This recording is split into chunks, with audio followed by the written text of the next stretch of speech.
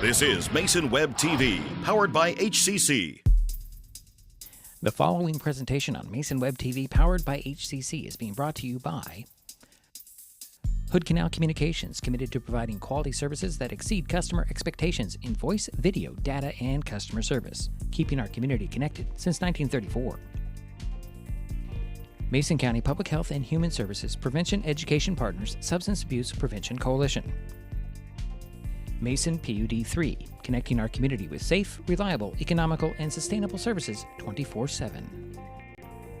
The Conklin team at Windermere Real Estate. When it comes to real estate, nothing compares to local knowledge.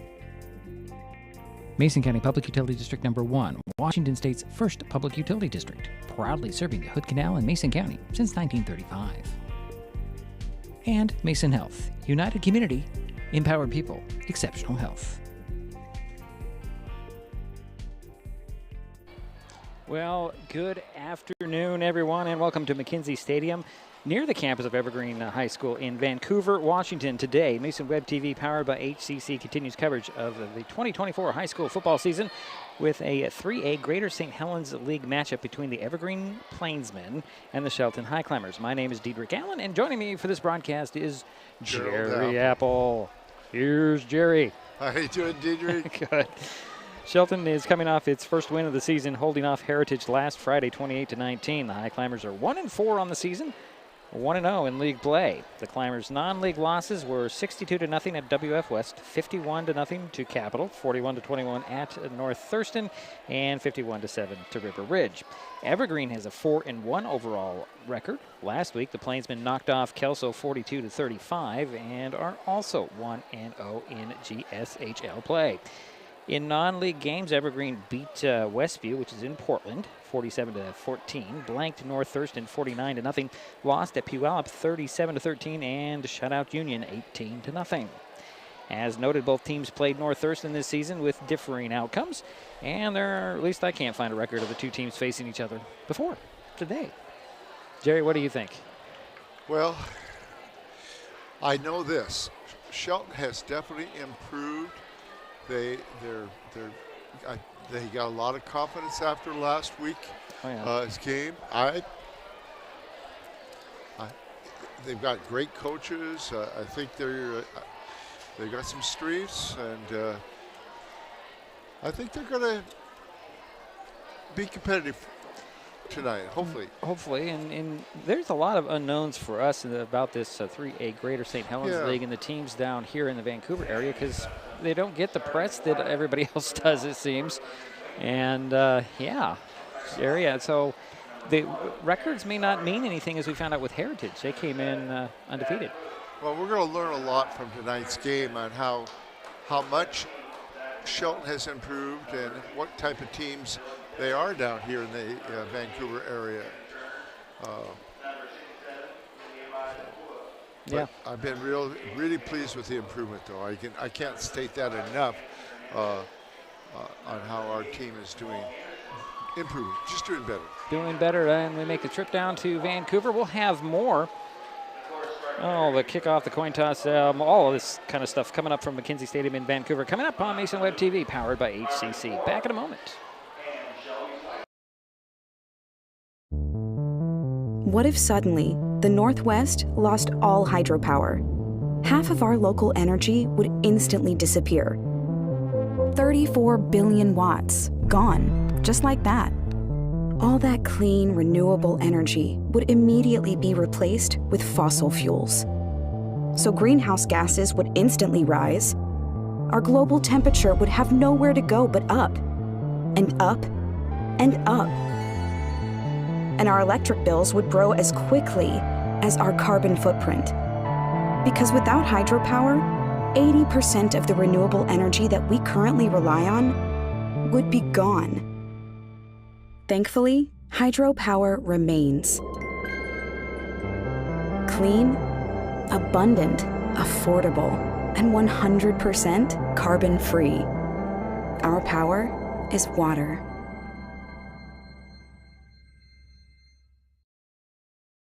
In 2024, Hood Canal Communications is celebrating 90 years of innovation and connecting generations. Join the celebration by getting Next TV by HCC with Cloud DVR. Enjoy streaming on an all HD lineup on the preferred package with Cloud DVR. And for a limited time, get $90 off your first 6 months. Some restrictions may apply. For details, visit hcc.net or call 360-898-2481.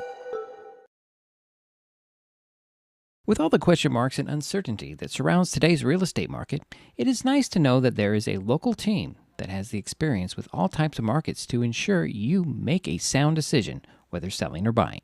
The Conklin team at Windermere Real Estate has been a staple in the Mason County community for over 40 years. Feel free to reach out to Jeff, Andy, Chrissy, or Laura with any real estate questions that you may have. When it comes to real estate, nothing compares to local knowledge.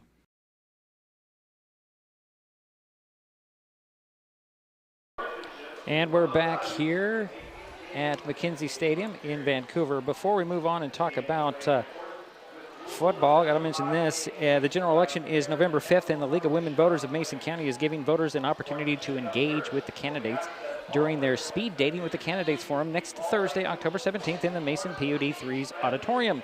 Candidates running for Mason County Commissioner, 35th Legislative District State Representative, and Mason County Superior Court Judge will be on hand to answer your questions beginning at 6:30.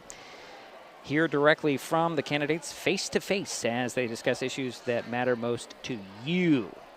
Okay, that's the League of Women Voters of Mason County's Speed Dating with the Candidates, 6:30 p.m. next Thursday, October 17th in PUD 3 Auditorium. If you can't make it, Mason Web TV, powered by HCC, will be broadcasting the event as well. Will be set up at one of the tables.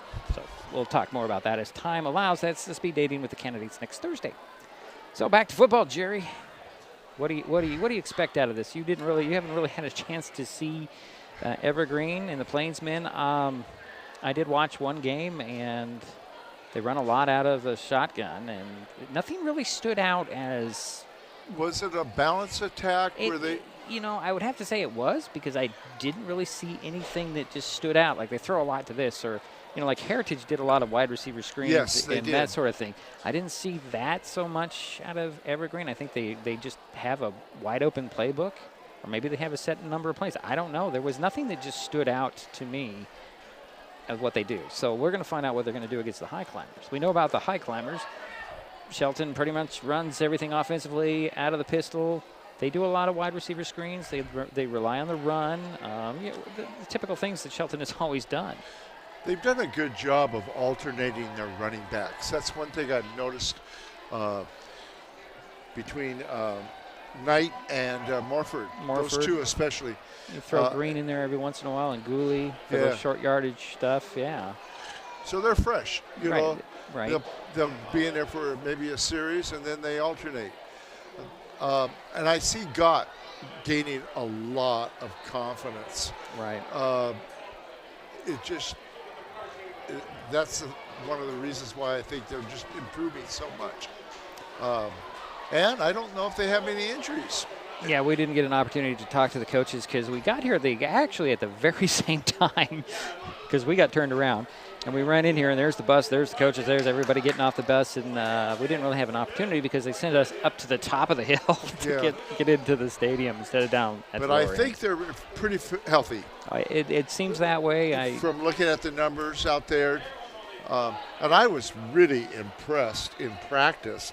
Number 27, Weir, boy, he was hitting some field goals from, 40 feet, 40 yards. 40 yards. Was it 40 yards? I wasn't looking at that. I saw him hit the 35-yard.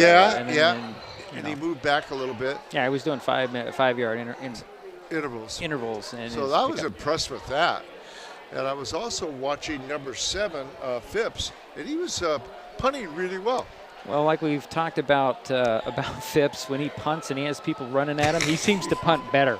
Yeah. Which is usually the opposite of what happens. So the captains are coming out on the field to do the coin toss. You got J.J. Rhodes, Jensen Gunner, Keenan Moore, and Benjamin Morford on the Highclimber side. For the Plainsmen, number 31 is Jason Whedon. 25 is Kevin Jimenez. 8 Sammy Alanis, and 0 is Josiah Alanis. So those are the captains. Coin toss is being done right now. Let's see if we can't zoom in a little bit and let people see what's going on here. So, yeah, if you want to know about McKenzie Stadium, it's an artificial turf. Looks like it's in pretty good shape. I was told this building's 50 years old, Jerry. It doesn't look like it's 50 years old. It does not look like that. Some of these concrete columns maybe, but the rest of it, not so much. It looks like it's pretty decent shape. As the coin toss has been made, and it looks like the Highclimbers will receive. I'm assuming they won the toss and they decided to take the ball. That's what it looks like, Jerry. I didn't see the actual indication of the coin toss. But I'm thinking, which is unusual if that's the case. Well, it's one of those situations where you might as well get the ball first and see what you can do offensively. So that is what's going to be coming up here shortly. We're going to take a timeout for the national anthem, come back with the kickoff and more from McKenzie Stadium in Vancouver this afternoon on Mason Web TV, powered by HCC and KMAS. Actually, no KMAS today, just Mason Web TV, powered by HCC. An important safety reminder from Mason PUD3. Please never touch a downed power line. If a power line falls on your vehicle, stay inside and call 911. Tell others to stay back, wait for emergency personnel. Never touch anyone or anything in contact with a downed power line. Always stay at least 100 feet away. Never use an object to move a downed wire. Don't remove trees or limbs near a downed line. Electricity travels through ground, trees, branches, and more. It's not safe. If you see a downed line, call PUD3 at 360-426-8255. In 2024, Hood Canal Communications is celebrating 90 years of innovation and connecting generations. Join the celebration by getting gig speed Wi-Fi. Enjoy lightning-fast internet to connect your smart home and devices. For a limited time, get $90 off your first year of gig speed internet and $90 off your first year of smart Wi-Fi. Some restrictions may apply. For details, visit hcc.net or call 360-898-2481. How much difference can one vote make? Since 2023, more than 60 U.S. elections have been tied or won by just one vote. So this fall, your friend could be the tiebreaker. And that could make all the difference. People are more likely to vote when encouraged by a friend. So use your power to decide this election. Make sure you're good to vote and encourage your friends to make a voting plan at votevotevote.com. Kids learn by watching adults, so consume cannabis out of sight of young people. And be a Mason County kid's greatest influence. Brought to you by Mason County Public Health and the Mason County Substance Abuse Prevention Coalition. Do you know what can get your friends to vote this year? You can. Because when people are encouraged by friends like you, they're far more likely to vote. So use your power. Ask your friends to make a voting plan at votevotevote.com.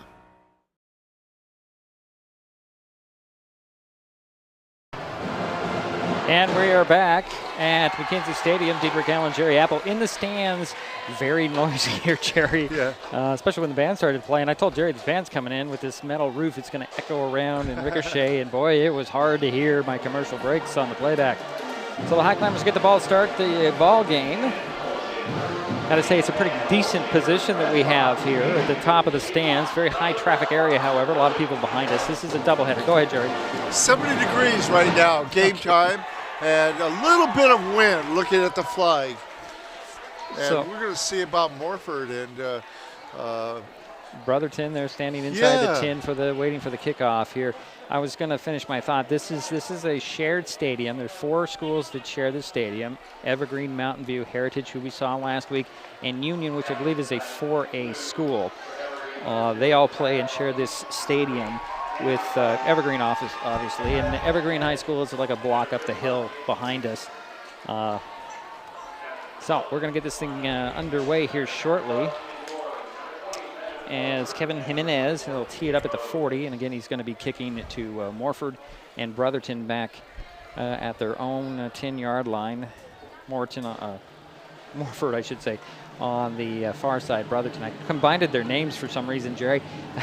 Brotherton on the near side. And we're going to tee it up and ready for the kickoff here shortly. This evening, or actually it's not quite evening yet, it's afternoon. There's another game on this field after this one. This is the early game, and we're going to be here 2 weeks in a row. So Jimenez has his team all lined up. They're kind of in a V shape here. He's got his hand in the air, and let's go with the kickoff. High end over end kick. Brotherton's going to take it at the 7. Oops. Going to get to the 10, 15, 20, trying to go to the opposite side. Going to be run out of bounds and near the 28-yard line. 21-yard return, or 23-yard return. They'll spot him out of bounds at the 27, it looks like. 1st and 10 for the Highclimbers there in their white jerseys, black pants, and, of course, the black numbers and black helmets with the X. And, I noticed that the numbers are also on the opposite side of that climber S and X on the helmet. So that was a nice return, wasn't it? It was a decent return. He took an angle going to the opposite side. Brotherton comes wide to the near side. Henry's in the slot on the near side. I'm assuming that's Phipps on the far side. Back is Morford. And Gott's going to go out of the pistol, and Rhodes joins him in the backfield. There's a snap and a handoff to Morford. Trying to run around the outside. He's going to be breaking one tackle the line of scrimmage and gets a couple yards across the 30 to 31. He was stopped right at the line of scrimmage and kind of lifted up his foot, stepped away from the tackle, and gets what looks like, well, they did not give him the yardage, Jerry. It's going to be no gain. It looked like, yeah, he got a yard. Got a yard, okay. But so he looked like he got 3 or 4 on that play. Yeah, I thought he was at the 31, but they're going to mark him down at forward progress, stopped at the 28-yard line, so 2nd and 9 coming for the Highclimbers. Again, out of the pistol goes Gott. Rhodes to his left in a step up. Believe it's Morford in the backfield. He'll take the handoff. He'll try to find a running room, and he's that hole closed fast. He got back, well, to the original line of scrimmage and a loss of 1. So 3rd and 10 for Shelton.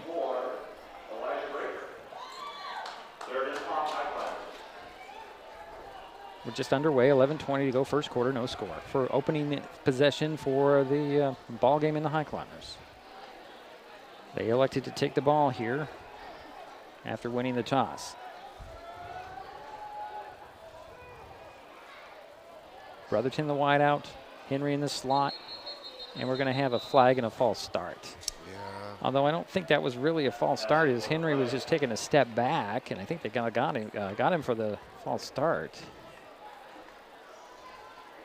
Yeah, that was. No, wait a minute. It's a penalty on Evergreen for some reason. I didn't see the call, Jerry. He must have been lined up out of Neutral zone? And maybe, I'm not sure. Reset of that play clock. We do have play clock on the field. 25 seconds to get an offensive play as Rhodes goes out and Hunter Leth comes in to the huddle. It'll be a 3rd down and, 5 from the 32. Leth is the fullback. He's to Gott's left, pardon me. And I think Morford is the back behind Gott. And now we're going to get a delay of game, I believe. Yes, we do. The play clock ran out on the offense. Actually, it's Jax Ward, the wide out on the far side. So that'll make it 3rd and 10. Ball back now at the 27-yard line. Highclimbers break the huddle quickly this time. Same formation as the last time with Ward, the wideout on the top of the screen. There's a snap. Back to pass goes Gott. Short drop. Throws it over to Ward. Incomplete. It falls. Somebody got a piece of that.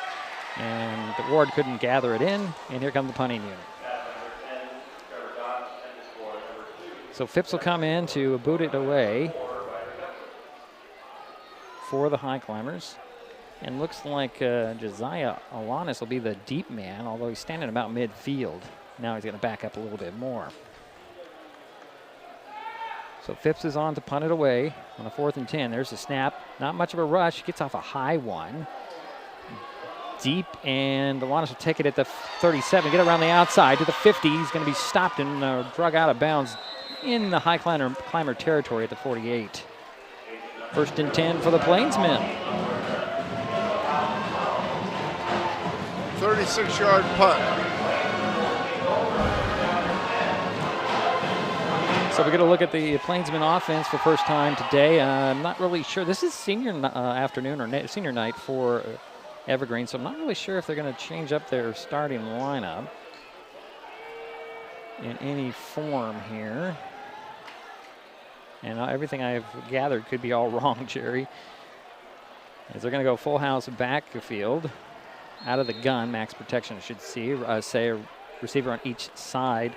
Thought the quarterback was Tony Hopkins. He'll hand it off, and ball is free. Ball's out, and the Highclimbers recover it.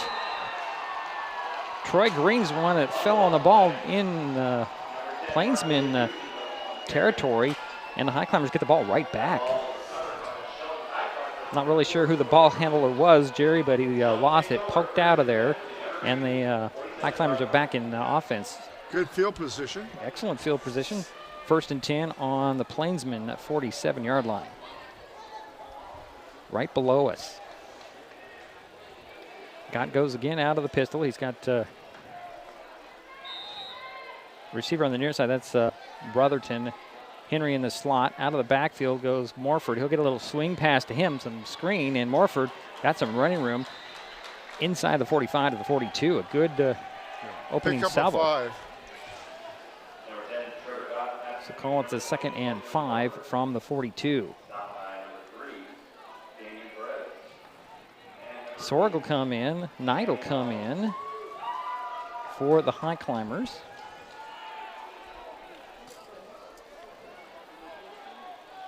Jack Sword goes wide to the far side. It's in this little wing formation. 2 receivers, 1 on each side, out of the pistol. Turn around, hand it off to Knight. Knight straight up the middle with some blockers, and he'll get near the first down marker. I think he might have got it at the 37-yard line. The 1st and 10 for the Highclimbers. That was a nice carry by Knight. I gave him 6 yards. A well-deserved 6 yards. He needed 5 for the first down. 1st and 10 from the 37 for the Highclimbers. 2 receivers at far side. That's Ward and Henry. 2 receivers near side. That's Green and Brotherton. Out of the pistol will go Gott. I'm sorry, it was not Green, it was Rhodes. Rhodes goes back to the formation, around and hand it off to Knight. He bumps the bodies and get maybe 2 yards to the 35. Oh, here come the lights, Jerry. Wow. Yeah. Don't need our little lights anymore. right over my head. That's cool. So maybe we'll just turn these off. Pickup of 2 on that play. Brings up 2nd and 8 at the 35-yard line for the Highclimbers. 8:36 to go in the first quarter. 2nd possession for the Highclimbers, trying to capitalize on the turnover. Forced, or just 1 play from the offense from the Plainsmen. Pistol again, 2 receivers far side, 1 to the near side. That's Sorg.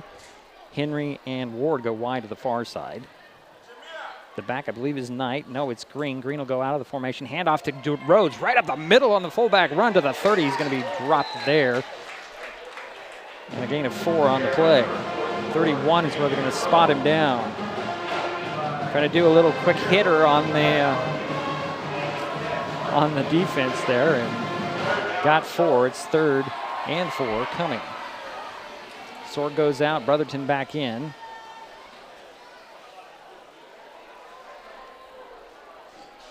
This band really is really active, Jerry. They're playing almost every time they can. Jack Ward goes wide to the far side. Brotherton and Henry in the near side. Henry's in the slot. I believe it might be Green as the running back behind Gott. Out of the pistol, turn around, hand it off, and wrapped up almost immediately. Got 1 yard. Yeah, that was Green. Troy Green on the carry, gets 1 around the left side. So it brings up 4th and 3. I like what they're doing, Shelton. That's the 4th running back that carry the ball. That's good. Looks like they're going to go for it on the 4th down. Left comes in as fullback. It's usually a ghoulie run here, but nope, Knight's going to be in there. Jack Ward goes wide to the far side. Brotherton wide to the near side. Double tight end set. I'll take that back. It's only 1 tight end. Henry's at the end of the line on the far side. There's a snap, turn around, fake handoff. Got on the rollout. He'll dump it off. It's complete to left. Left to the 25, spun down to the 24. First down for the Highclimbers. 6-yard pass play. So 1st and 10 at the 24-yard line for the Highclimbers. So wind the clock with nearly 6.5 minutes to go here, first quarter. No score. Highclimbers on the drive. Their second possession, trying to capitalize on the turnover. The defense just got the ball back for them. Second first down for the Highclimbers. Brotherton comes wide to the near side. Henry and Ward wide to the far side. Rhodes goes in motion back into the back of the formation. Right next to Gott. High snap, slaps it down, hands it off to Knight straight up the middle, and he got a couple of yards. Yeah, give him a 1, it looks like. To the 23. 2nd and 9 for Shelton.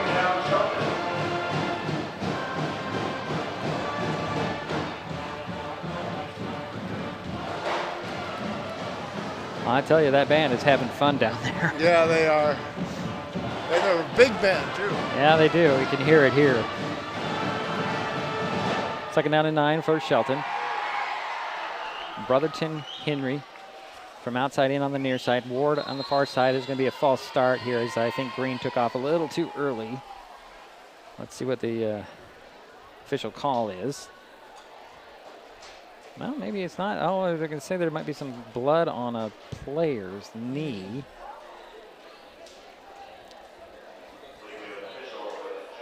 It's an equipment timeout, I guess, as they're checking on Gott's sock.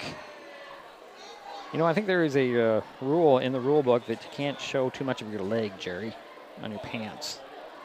It's kind of a strange rule. They'll wind the clock with 5.5 minutes to go. It's still 2nd down and 9 for the Highclimbers. So there was no penalty. No penalty at all.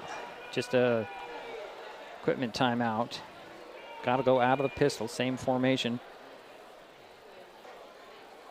Turn around and hand it off to Green. Green caught from behind. Nice penetration by Elijah English with the tackle in the backfield. No gain. 3rd down coming.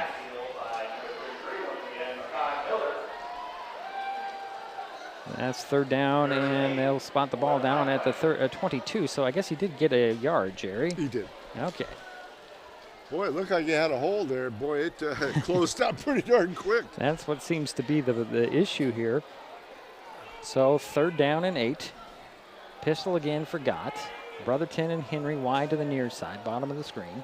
Jax Ward, the wide out on the far side. Rhodes goes in motion in front of Gott out of the pistol. There's a snap. Quick delayed, actually not a handoff, a fake handoff. Gott has a lot of running room. He'll tuck it under and he'll run to the 15, 10, step out of bounds, about the 12 or the 13, 14-yard lines where they're going to spot him out of bounds. Nice heads-up run by Trevor Gott, Jerry. That was a very nice block by Rhodes. Beautiful. That set it up. Okay. I didn't see that. I was focusing on Gott and all the green that he saw in front of him. So brings up 1st down and goal. Oh, they're going to spot him at the 9. Excuse me, I said 14. It's actually the 9. I was way off. So 1st and goal for the Highclimbers. 4:24 to go in the first quarter. No score. Here's a max protection pistol formation for Gott. Turn around, hand it off to Knight. Knight up the middle to the 5. Then he stood up there and driven back. Mark Williams, the junior, I believe, is the one that stood him up. They'll mark him right at the 5. Pick up a 4. 2nd and goal from the 5 for the Highclimbers. 4:05 to go in the first quarter. Clock is running. Highclimbers looking to capitalize on the fumble they recovered. Ward goes wide to the far side. Soar again wide to the near side. Same formation with max protection. Out of the pistol goes Gott. Turn around, hand it off to Knight. Knight nowhere to run, and he might lose a yard. 3rd and goal from the 6 now. Awesome. Approaching 3.5 minutes to go here, first quarter. Yeah, unfortunately, loss of 1 on that play.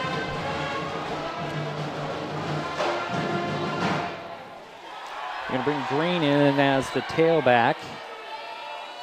Still back in those 2 backs beside Gott out of the pistol. That's Rhodes to the left and Henry to the right. Turn around and fake the handoff on the rollout goes Gott. Looks for the end zone. And did he throw it there, Jerry? I didn't see it. Yes. He did toss it, and that must have been Henry with the catch. I think it was. Yeah, it was Henry with the catch inside the 5 now. Call him down at the 2, Jerry. Gain of 4. It's 4th and goal from the 2-yard line for the Highclimbers, and they're going to go. That was Henry's first catch. Same formation with the 2 packs, max protection.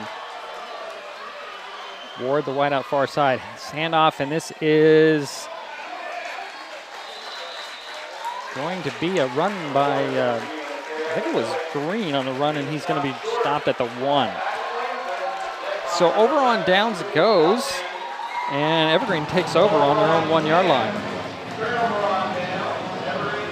Not quite enough running room for the Highclimbers.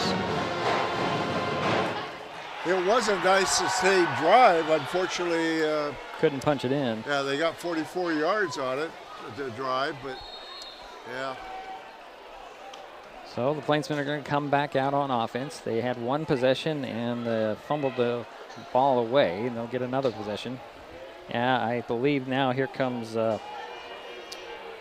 regular starting QB, I believe, Jerry. Could be wrong. Could be wrong altogether, Jerry. It's going to be Dylan Stenrud as the quarterback, and I believe the Highclimbers have forced a safety on the first play, so the Highclimbers get 2 points after all that. I didn't see who the ball carrier was or who the tackle was made, but the celebration on that sidelines is Hunter Leff, or it might have actually been, where is he? Quinn McKinnon. So it'll be a kickoff, or it's usually a kickoff or a punt back. The Highclimbers getting the ball back. They lead 2-0. Wow, 2:55 to go in the first.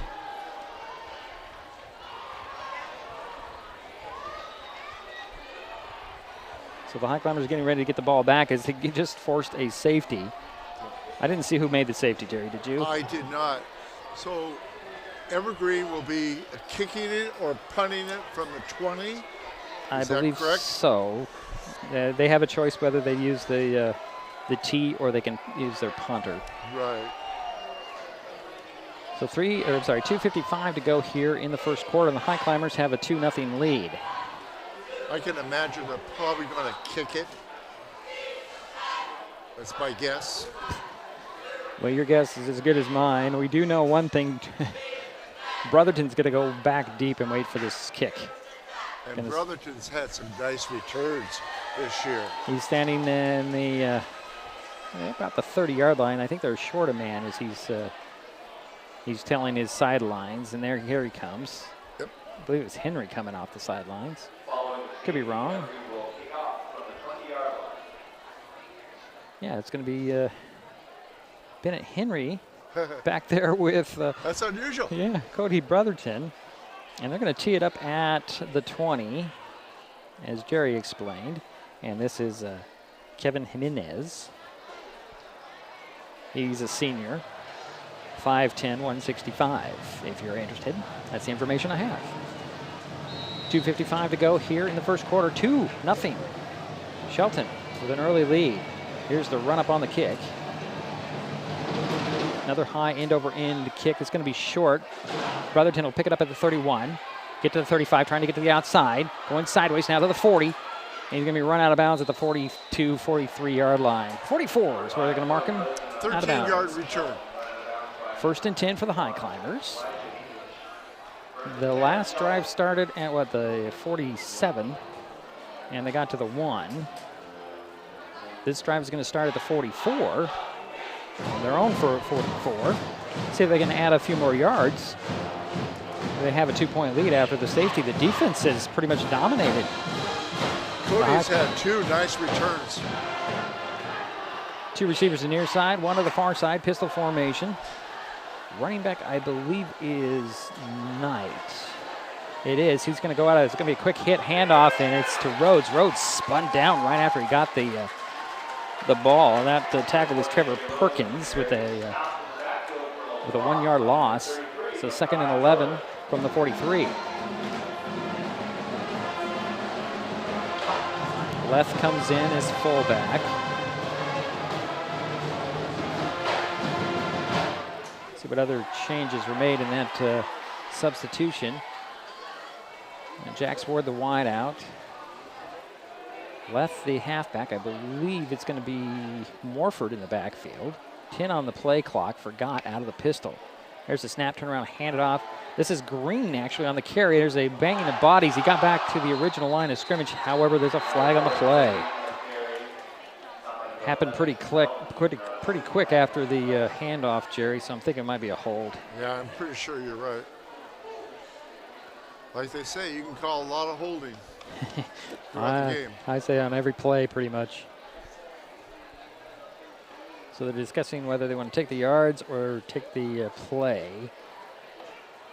It is on the Highclimbers, we know that.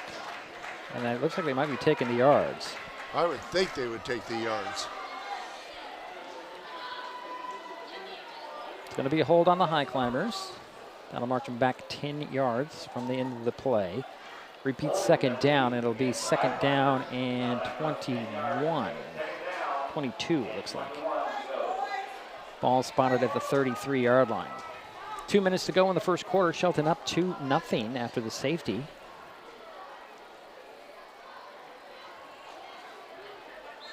And they'll wind the clock. Highclimbers break the huddle. Henry's going to go wide to the far side. 3 receivers on the near side. That's Brotherton, Ward, and I believe it's Rhodes from the outside in. Turn around and fake the handoff. On the rollout is Gott. Throws down the field a little bit wobbly, and it goes out of bounds, and then a flag comes in after the pass. I think we're going to get a roughing the passer here. It was intended for Bennett Henry.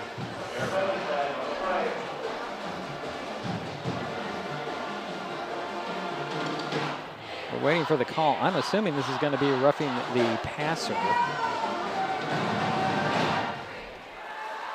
Yep, roughing the passer on the Plainsman. That'll be 15 yards. And on that should be still second down.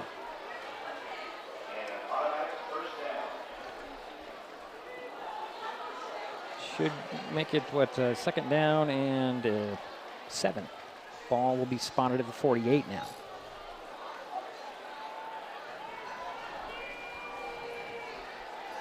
Ward goes wide to the far side. Brotherton wide out below us. There's that little wing. And a handoff to Knight. Knight trying to find some blockers. Nowhere to run. He gets a yard out of it. It was first down, pardon me. Now it's 2nd and 9. I guess it was an automatic. It was a 1st and 10. I thought it was, okay. So it's now 2nd and 9 from the 49 of the Highclimbers. Boy, I got to look at the rule book again, Jerry. Yeah, I made that mistake last week thinking it was an automatic first down, but it isn't. Yeah. Well, in that case, it was an automatic first down, so that's kind of strange. It's the same formation, but this time Henry's in the slot on the near side, and Green's going to come out of the backfield. He'll swing the pass to him, hesitates after he catches it, and tries to break a tackle. No go, gets back to the original line of scrimmage at the 48, so it's 3rd and 10 now.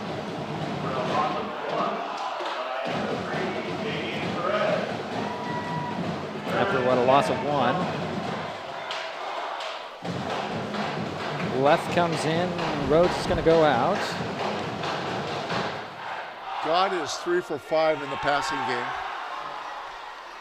Ward goes wide to the far side, top of the screen. Henry in the slot at the bottom of the screen, and the Brotherton, the wideout on the bottom of the screen. Back to pass, short drop, forgot, throw a slant, and it's incomplete, intended for Henry.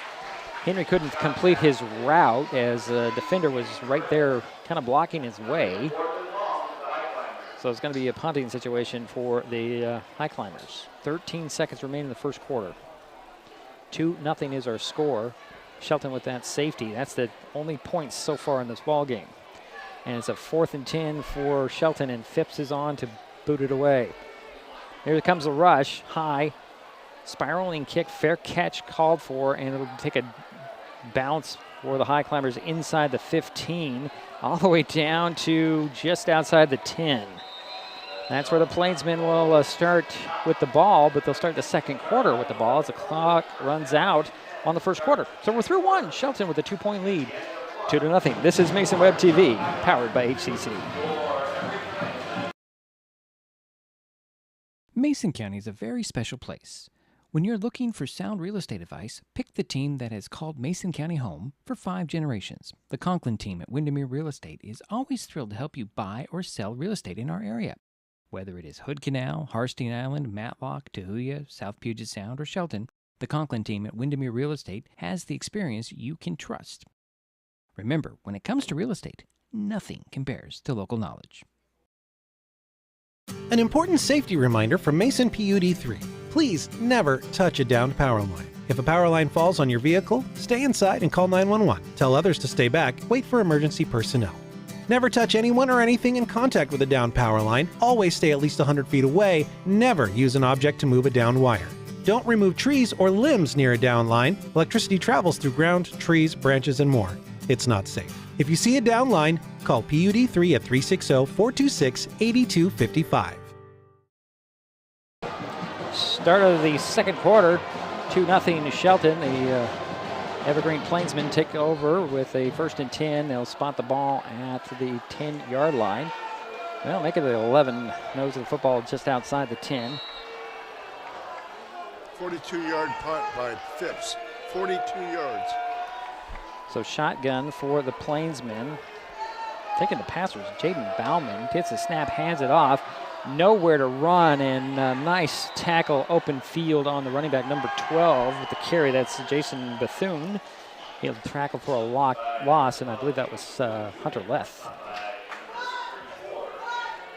Well, they say no gain on that was a loss on that play. Was it? I swear it was. They spotted at the 11, so no gain, as Jerry said. Well, Leth does a great job on tackling, as we know. Jaden Baum is the quarterback out of the shotgun. 2 receivers near side, man in motion, and that's Schmidt. Second man in motion, that's Alanis. And a sweep to him. He's got nowhere to run. Is scouting him out and chasing him down is Hunter Leth. That time, Leth got the loss on that tackle. Inside the 10. Looks like the 7-yard line, it looks like. Yeah, loss of 4 on the play, Diedrich. 3rd down and 14 for the Plainsmen. You got a heckler right beside you, Jerry.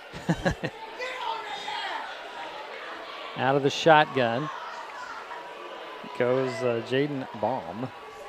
2 receivers near side, back to pass, standing in his end zone, looks to the far side, changes it out. It's going to be flushed out. Going to throw down the field. He was hit, and then there's a high pass, and unfortunately there's going to be a pass interference. The ball was intended for Darren Schmidt, the 6'6" tight end. The flag came in at the end of the play. So that should be a 10-yard penalty and an automatic 1st down. I believe so. They're not moving the sticks right now. I guess. Well, now they are. Yeah, it's pass interference on the Highclimbers. Yeah, they're just slow in getting these plays gone. Or these calls out there. So they'll march the ball up. It should be, last week the penalty was 10 yards. Looks like this is going to be, it's going to be a 15-yard penalty, Jerry? Yes. Okay.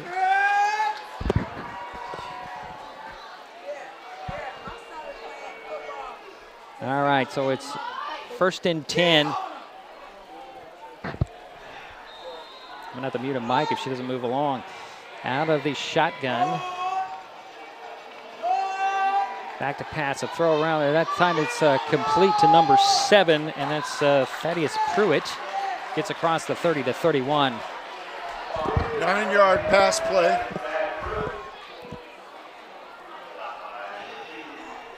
Some people's kids. 2nd and 1 from the 31 now for the Plainsmen.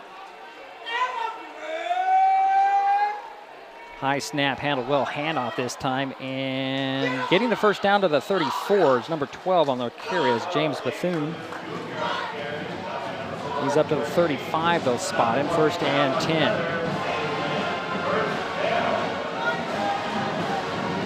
Second first down for Evergreen.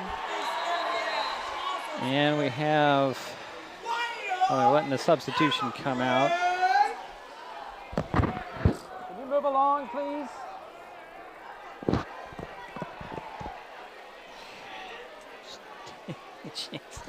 She was not aware we had live mics. That was interesting. So 1st and 10 from the 36. Handoff again to Bethune. He'll break it into the secondary a little bit to the 40 on that run.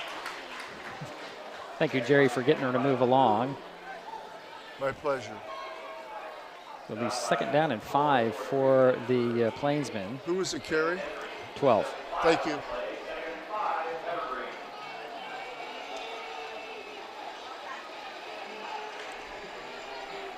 Another handoff to Bethune, and he'll get maybe a yard or two before he's wrapped up by a host of Highclimbers.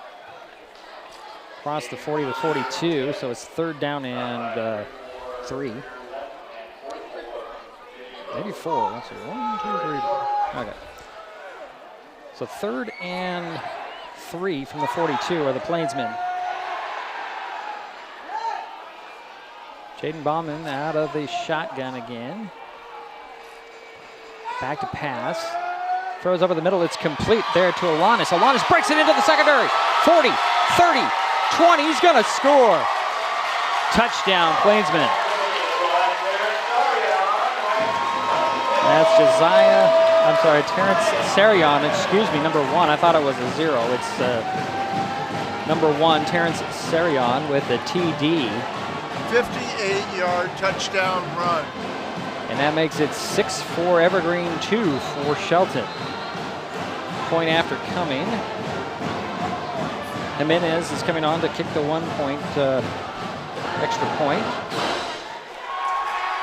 The holder is, I think it's Damian Perez, number 3.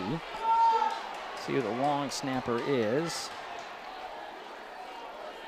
Can't see who the long snapper is. Well, point after coming, 8:40 to go, first quarter. It is 6-2 now, and they have to send the guy off. The Plainsmen do, and another man's going to come on. Coming in is Elijah Breaker. Elijah Breaker. Now we're waiting for the extra point here. There's a snap, low snap, and it goes right into Jimenez's hands. He's going to tack it under, try to run. He's going to flips one tackle, and then he's going to be dropped.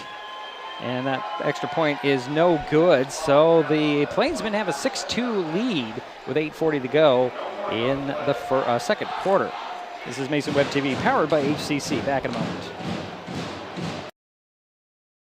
In 2024, Hood Canal Communications is celebrating 90 years of innovation and connecting generations. Join the celebration by getting Next TV by HCC with Cloud DVR. Enjoy streaming on an all HD lineup on the preferred package with Cloud DVR. And for a limited time, get $90 off your first 6 months. Some restrictions may apply. For details, visit hcc.net or call 360-898-2481.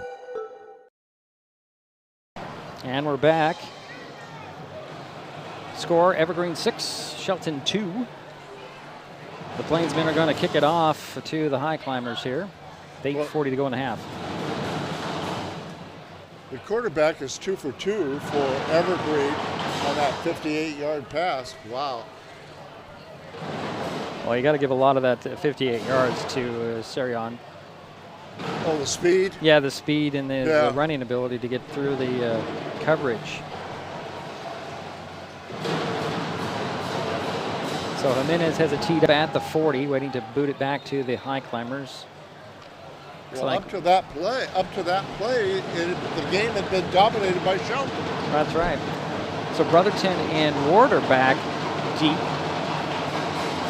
Ward at the 9, Brotherton at the 5. Here's a run up by Jimenez and drums by the band. Here's a high end over end kick that Brotherton will take at the 5, 10, 15, got a blocker, 20, 25, and then that's where he's going to be wrapped up at the 25.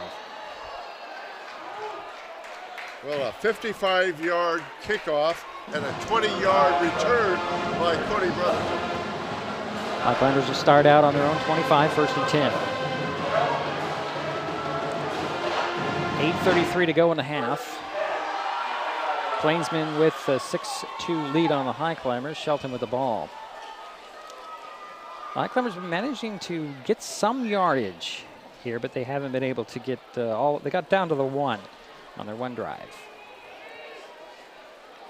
So Ward comes wide to the bottom of the screen. Assuming is Brotherton wide to the top of the screen. Up back is Rhodes. Handoff, however, goes to Knight. Knight trying to pick his way around the outside and finds a little bit of space up to the 28-yard line. Gain of 3.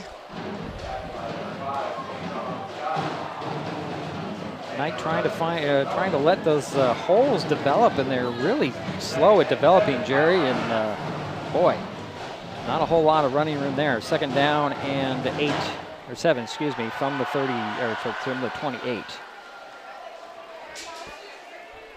Same formation, a receiver on each side. This time Leth is in the, he's the fullback. And I believe it's still Knight in the backfield. Handoff to him. Little play action, however. God will dump it off, and it's intercepted. On the return is going to be number 8. That's Sammy Alanis with a pick 6.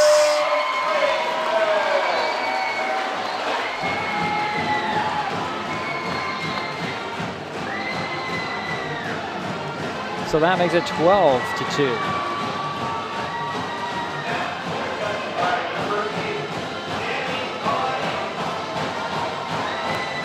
So Jimenez is back on to try the point after. 7:43 to go here in the half. It's 12-2. Evergreen. There's a snap, a little better this time. Spot is down, kick is up. Kick is good. 7:43 to go in the first half. Evergreen 12, Shelton 2. This is Mason Web TV, powered by HCC. Hi folks, Diedrich Allen with Mason Web TV, powered by HCC, your source for live high school sports with play-by-play. Once again, Mason Web TV is broadcasting select games every week this school year. Football, basketball, baseball, softball. We bring you all the action, from the kickoff to the final whistle, from the tip-off to the final buzzer, from the first pitch to the last out. Watch how it happens on Mason Web TV, powered by HCC. Business owners, you can get in on the action as well. Go online, email, call, or text right now to find out how.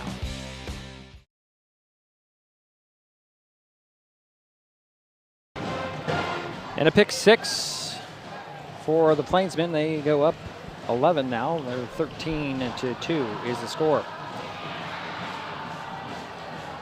Yeah, each team has had 1 turnover.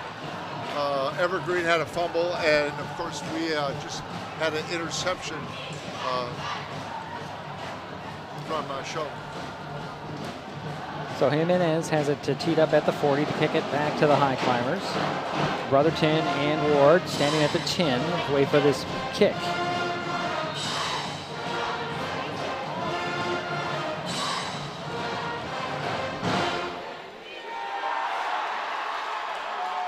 Still waiting for the run up here.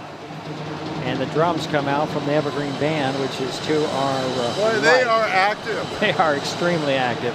Here's the run up and the kick. High end over end kick.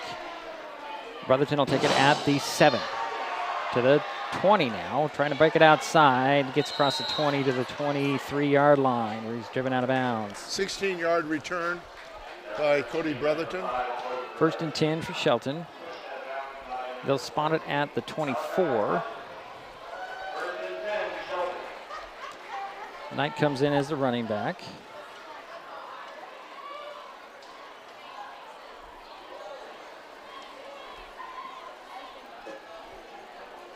Robert Sorg will be one of the wideouts with Brotherton.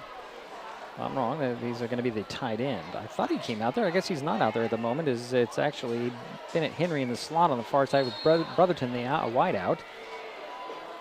Ward, the wideout at the bottom of the screen. In the backfield is Knight. He'll go out of the backfield. Another swing pass and a screen to him. He's got some blockers, and he got maybe a yard to the 25.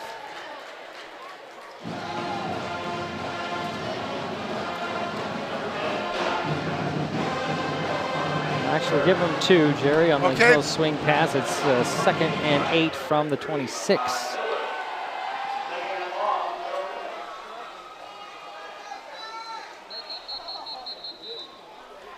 And we have a whistle on the field here as a timeout has been called.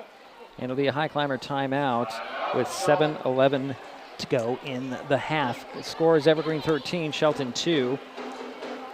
The general election is November 5th. And the League of Women Voters of Mason County is giving voters an opportunity to engage with the candidates running or during their speed dating for the with the candidates forum next Thursday, October 17th in Mason PUD 3's auditorium. Candidates running for Mason County Commissioner, 35th District State Representative, and Mason County Superior Court will be on hand to answer your questions beginning at 6:30 p.m. Hear directly from the candidates face-to-face as they discuss issues that matter most to you. That's the League of Women Voters of Mason County speed dating with the candidates, 6:30 p.m. next Thursday, October 17th in Mason PUD 3's auditorium. If you can't make it, although they encourage everybody to come and check it out and participate, you can watch at least one table on Mason Web TV powered by HCC. Go ahead, Jerry, real quick. Trevor Gott is 4 for 7 in the passing game, and that's the first time out for high climbers. Out of the pistol will go Gott. He's got 2 receivers on each side, 1 back behind him. Henry goes in motion just slightly. Back to pass. On the rollout, near side, he'll throw down the field. Another interception. This one, it looks like it's by Jason Sean Scott. And tackle by Bennett. And the Plainsmen get the ball right back at the high climber 30-yard line.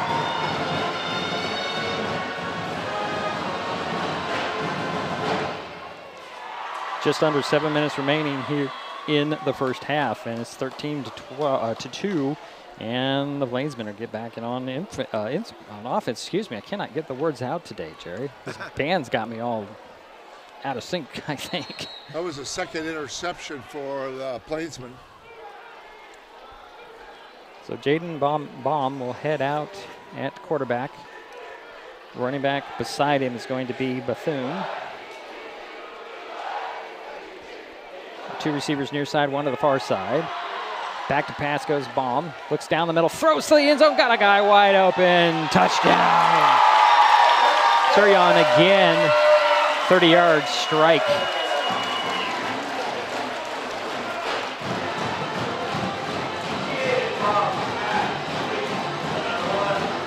That makes it 19-2.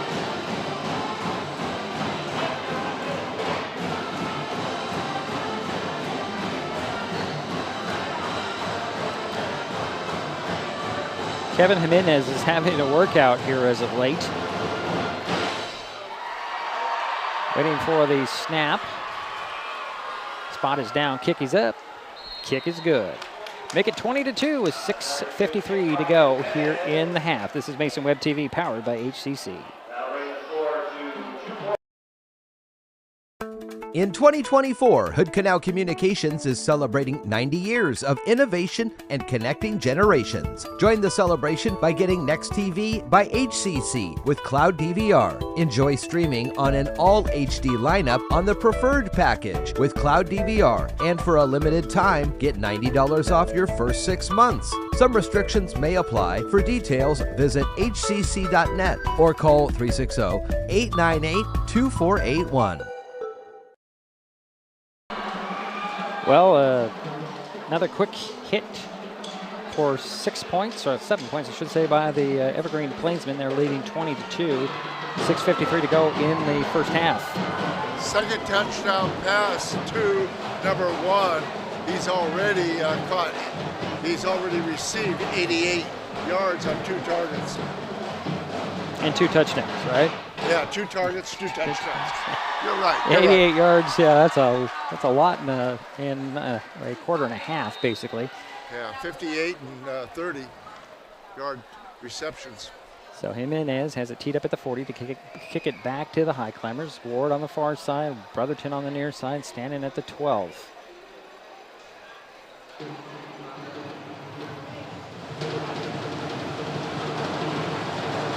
Here's the run up and the kick. High end over end kick that Brotherton bobbled to the 5. He'll scoop it up and return it to 10, 15, and he's ran into a couple of Plainsmen, and they'll give him forward progress. Well, one guy says the 16, so it looks like That's where the Highclimbers are going to start out this drive on their own 16-yard line. Well, fortunately, he was able to retrieve that and pick up 11 yards on the return. And we have a downed Highclimber, and unfortunately, that's Brotherton. Wow. Ooh. And just move the camera over here as they attend to Brotherton. And Jerry, since we have a moment, talk a little bit about this speed dating with the candidates for the for the Mason County League of Women Voters coming up next Thursday, 6:30 p.m. Candidates expected, and I got to get the right copy in front of me. The two running for Mason County Commissioner District 1, that's Randy Netherland and William Harris. And also expected to attend Pat Tarswell and Tom Beeben for Mason County Commissioner District 2. Travis Couture and James DeHart for 35th Legislative District State Representative, position number 2. And, of course, Dan Griffey running on the post for 35th Legislative District Representative, position number 1. And the judge candidate, by the way, is David Stevens. He's running unopposed.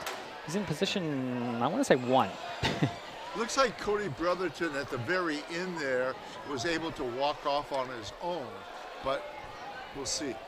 We'll see if he comes back out. The Highclimbers have a 1st and 10 on their own 16. Oh, they're going to spot it way back at the 14-yard line. I don't know where they get that. A 9-yard return then. They have a 1st and 10 there. Knight in the backfield with Gott. Henry and I can't see who the wideout on the far side. It's Ward on the near side. Rhodes is in the backfield as the halfback. There's the snap, handed off to Knight. Nowhere to run. Nice play. Getting in the backfield, number 31 for the Plainsman, Jason Whedon. Loss of 2. So it'll be 2nd down and 12. Well, actually, 2nd down and 11 from the 13-yard line, Jerry. 1 yard loss. That's a little bit of a break. Leth will come in as halfback. 15 on the play clock for the Highclimbers here as the play came in from the sidelines. Sorg is going to go wide to the far side with Henry in the slot. Ward at the bottom of the screen, wide out on the near side. Leth will switch from Gotts left to his right. Running back, looks like it's Green, and we have a whistle. No, it's actually Knight, excuse me.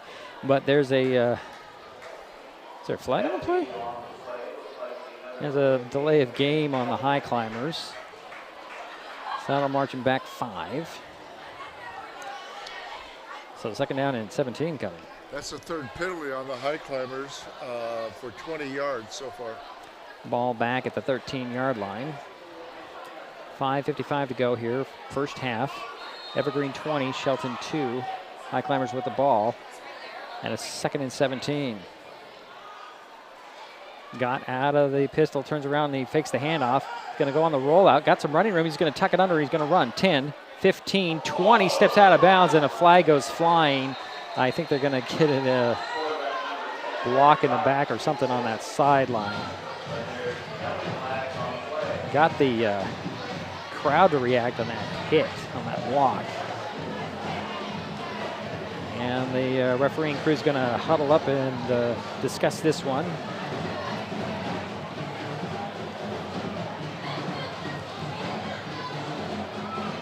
Let's see what our referee is going to say here.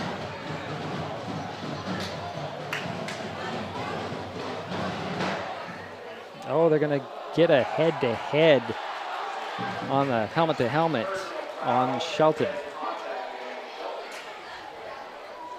So that's one of those half the distance? Probably so. Okay.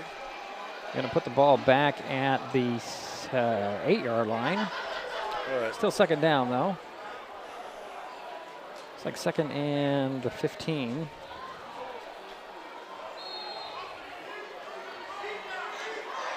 Out of the pistol go Gott, the back behind him, turn around. Well, he's going to hold up and throw. Swing pass is deflected, incomplete, and a flag comes coming in there. I think the cornerback there on the coverage was a little early. Yeah, and the pass was intended for Bennett Henry. Yeah. So let's see how they score this one, Jerry, because I got this one wrong every time. Well, I think it's pass interference. Well, I know on the that. defense, I think. I'm pretty sure that's what it is, but it's going to be whether is it 10 yards or is it 15? Oh, okay. Pass interference on the defense. That is an automatic first down.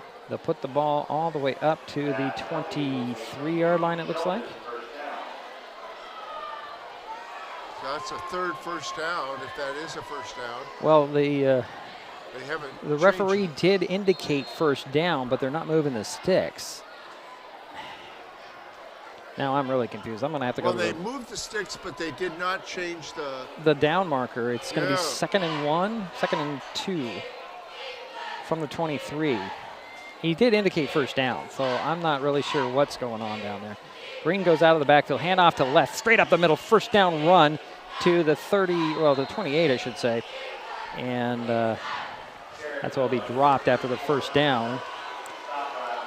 I'm really going to have to look at the pass interference penalties, Jerry, see if it's automatic first down or not. Maybe because he wasn't in the, it wasn't a first down play. If he had caught it, they don't give him the first down. I'm going to have to look that up. It's a 1st and 10 from the 28-yard line. 5:20 to go in the first half. Clock is running. Gott goes out of the pistol. We got a receiver on the far side. It's a receiver on the near side. Sorg's the man on the far side. Ward the man on the near side. Gott takes the pistol snap, fakes the handoff. It's going to roll out. Throw over the middle. It's complete to Rhodes. Rhodes dropped right after he got the ball. There's a flag on the play. And the crowd here just stood up. Flags are down at one at the 30, one at the 32. It looks like it's going to be against Shelton, but I don't see it.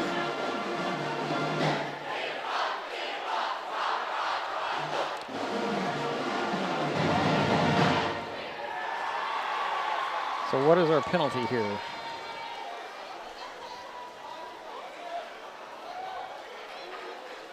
Illegal man downfield? Really? That's a 10-yard penalty. No, I thought it was a 5-yard penalty. Is it a 5? Okay. Yeah, it's a 5-yard penalty. Okay. Ball back at the 23-yard line. It's from the previous line of scrimmage, that 5-yard penalty, Jerry. But first down and 15. 2 receivers on the far side, 1 on the near side. For Gott out of the pistol. Knight the back behind him. Hand off to him. Stutter steps, drags a guy, got maybe a yard. I'm going to give him a yard. That's Whedon on the tackle. So bring 2nd down and 14. 4:25 to go in the half. Again, Evergreen 20, Shelton 2. Rhodes comes back in. Left is going to sit down for this play for the Highclimbers. And they've been alternating the fullbacks too, which is good. A little more on the alternating fullbacks this week as last week. Sorg goes wide to the far side. Ward wide to the near side, bottom of the screen. Henry at the end of the line and a man back on the far side. High snap, handoff to Knight. Knight up the middle, pushing the pile. Gets about the 28 before he's pushed back. Yeah, we'll see where he marks it. I'm going to mark it about 10 yards short of the first down. So be 3rd and 10. So that's a 4-yard pickup.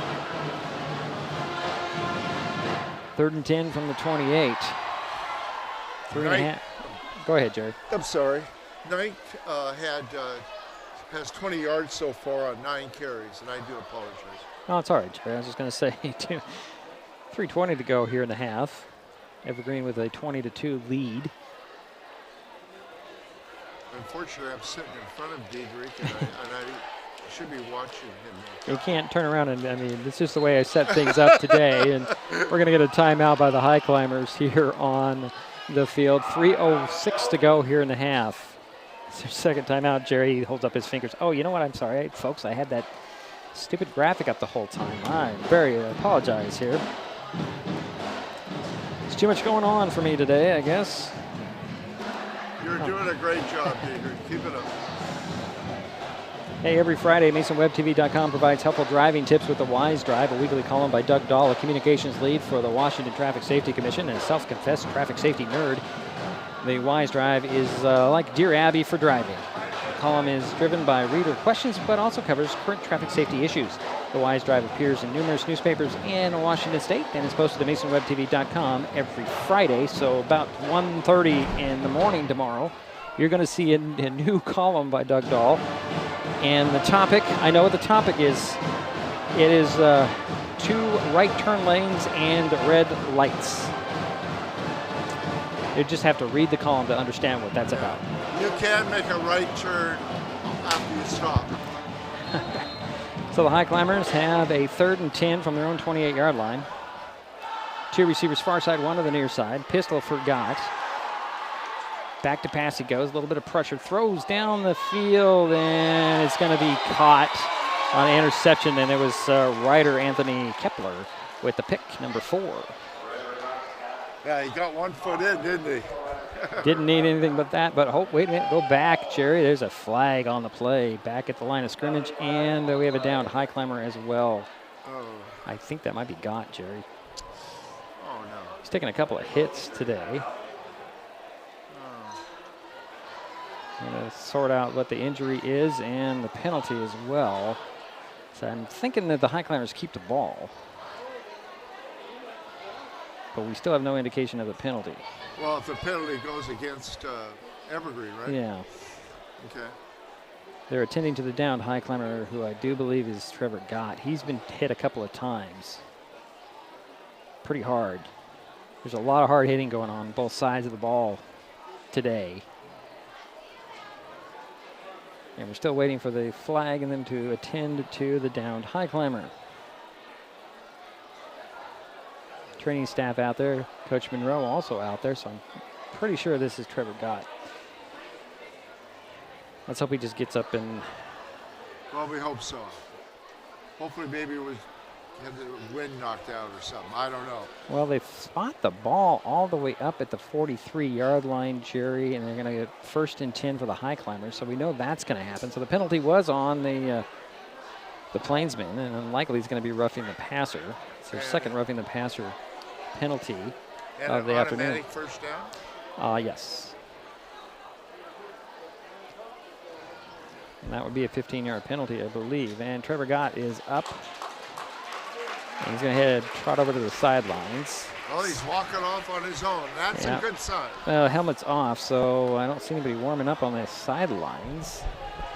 I believe the backup for today, because, it's Wyatt DePoe, Jerry. I would think so, because he was out there warming up with Gott, and there he is. Yeah, he's coming out. So DePoe is the new quarterback, I think. Yeah, there he is. Now they finally indicate the personal foul, automatic first down. So that negates the interception. Highclimbers keep the ball. They have a 1st and 10 on the 43, their own 43. Wyatt DePoe, the quarterback, he'll send it 4 wide, 2 at the far side, 2 to the near, and 1 back behind him. I believe that's, Rhodes is going to come into the backfield right next to DePoe. Handoff, it is Green. Green straight up the middle, and he's tackled at the 44-yard line. So that's a 1-yard pickup. I need to ask you a question. Okay, go ahead, Jerry. So that last interception was nullified, so there's only been 2 interceptions? Yes. Thank you. 2nd and 9 coming for the Highclimbers on their own 44-yard line. 2.5 minutes to go here in the half. They're trailing 20-2. Sorg and Henry go wide to the far side. Sorg, Ward is at the bottom of the screen. Yeah, so Sorg is on the top of the screen. Henry in the slot. Pistol again for DePoe. Fake the handoff on the rollout. Looks down the field. Throws a little lob pass to Hunter Leth. He pushes one guy away. He's still on his feet, fighting for the first down up that sidelines. And he's going to be dropped at the 46 of Evergreen. Wow. Good effort by Hunter Leth. He did not want to go down. And he gets the first down for the Highclimbers with 2:04 to go in the half. Now they'll wind the clock as they set the chains.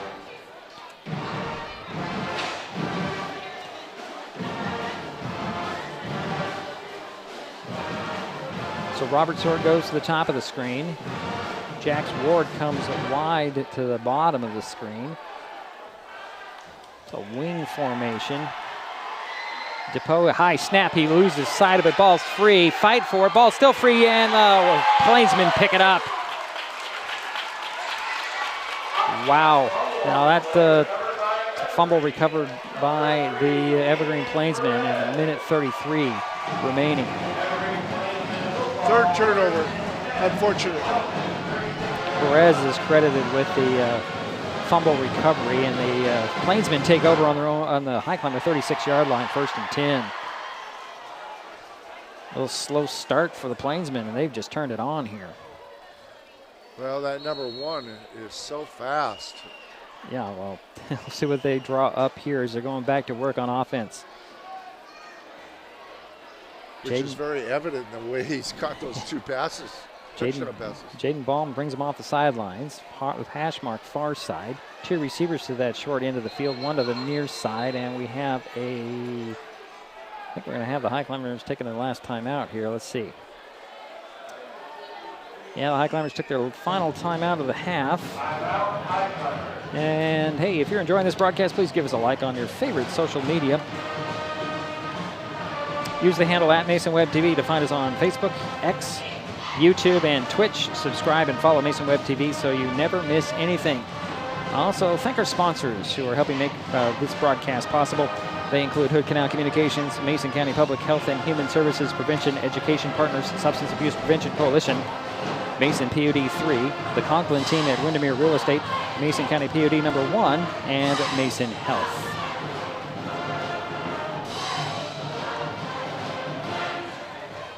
And the Plainsmen have a 1st and 10 on the Highclimber 36-yard line. Minute 33 to go in the half. They're leading 20-2. We sure appreciate our sponsors. We couldn't do it without you. Thank you. So Baum will come out of the shotgun. Bethune in the backfield with him. 2 receivers near side, the wide side of the field, 1 to the far side. Suryan is the wide out on the near side, bottom of the screen. Back to pass goes Baum. Looks over the middle now. He's looking to the far side. He's going to be tackled and a loss back at the 50-yard line. Ball came out at the end of the play, and they're going to say it did. It was fumbled, recovered by who? I think the Plainsmen keep it. I think there's discussion on whether he was down before the ball came out. Anyway, that's a 14-yard loss. No, okay, it's a timeout by the Plainsmen this time. Boy, I'm confused. 1:21 to go here in the half. Plainsmen going backwards all of a sudden. Good coverage in the secondary by the Highclimbers this time. Election season is upon us, and it is important to make informed decisions. With that in mind, there are a couple of forums coming up in the next week. Yeah, we've talked about the speed dating with the candidates on next Thursday, but on next Wednesday, the Shelton Mason County Chamber of Commerce is holding a candidates forum at Olympic Middle School in Shelton. That forum will be broadcast live on Mason Web TV, powered by HCC. And again, the next day, Thursday, October 17th, the League of Women Voters of Mason County's speed dating with the candidates at the PUD 3 Auditorium. Mason Web TV, powered by HCC, will be at a table at that event as well. Back to football here. It is 2nd and 27 for the Plainsmen. Empty backfield for Baum. He's got 3 receivers in the far side, or 2 on the far side, 3 on the near side. He's going long, knocked away at the last minute. Give credit for that to Keenan Moore. He knocked it away at the last second, incomplete. Then the Highclimbers tightened up their defense in the secondary. And I think there were 3 guys around Terrence Suryan. Yeah. And he was the intended target. So 1:14 to go in the half. 3rd and 27 now for the Plainsmen. Same formation, 3 receivers to the near side. Bottom of the screen, 2 on the far side. Shotgun for Baum. And they're going to send to the sidelines. For some reason, is Darren Schmidt to the tight end. So that'll bring Josiah Alanis in for his. Nope, they're going to say no. Yeah, they're going to say it's him. Yeah. I see What threw me off is James Bethune was on the sidelines as well. Now it's going to be number 4.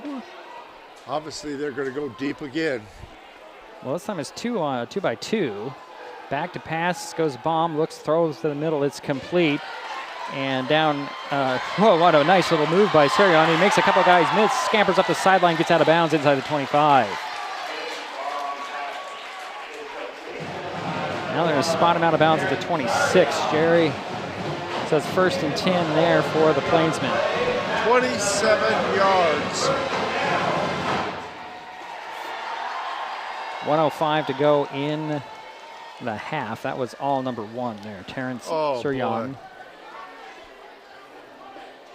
This time it's 2 receivers to the far side, 1 to the near side, and the back is Bethune beside Baum.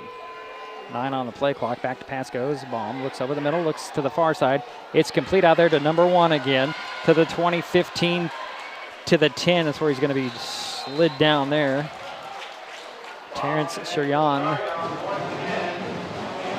They're going to spot him down at the 11-yard line. 1st and 10 from there. Clock is running with 50 seconds remaining in the half. Again, out of the gun with 5 wide. Back to pass goes Baum. Looks over the middle, throws. Oh, off target intended for Darren Schmidt. Boy, he's got an arm, Jerry. That had some heat on it. He does. Whoa. Number 1 for Evergreen has caught 5 passes for 131 yards so far And 2 touchdowns. Yeah, well, that incomplete pass to Schmidt stops the clock with 39 seconds in the first half. Bethune in the backfield, out of the gun goes Baum. Baum back to pass, looks to the near side, still looking, throws over the middle, and incomplete. I think it's intended for, well, you can pick a guy there, as Pruitt was the closest guy. But I think Schmidt was also another one intended there, so it's going to be 3rd and 10 from the 11 for the Plainsmen.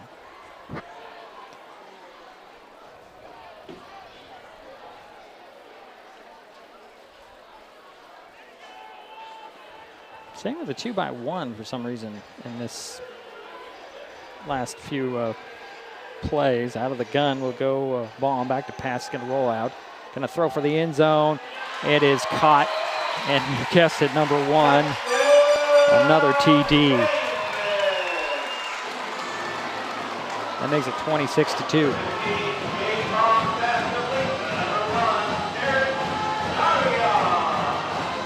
.28 seconds remain here in the half, and Jimenez is on to kick the point after.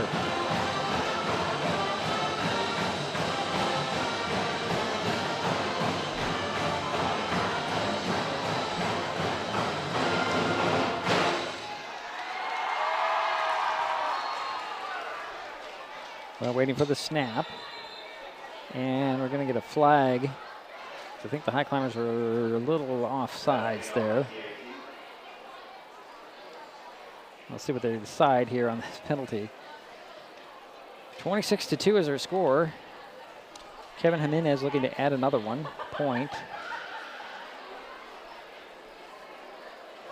The dead ball foul, offsides by the Highclimbers.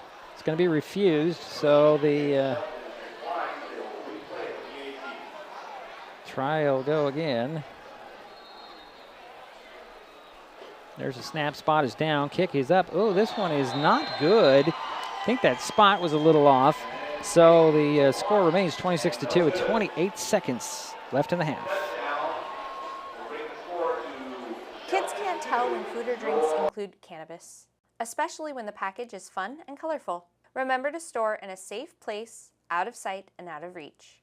Brought to you by Mason County Public Health and Mason County Substance Abuse Prevention Coalition. Do you know what can get your friends to vote this year? You can. Because when people are encouraged by friends like you, they're far more likely to vote. So use your power. Ask your friends to make a voting plan at votevotevote.com.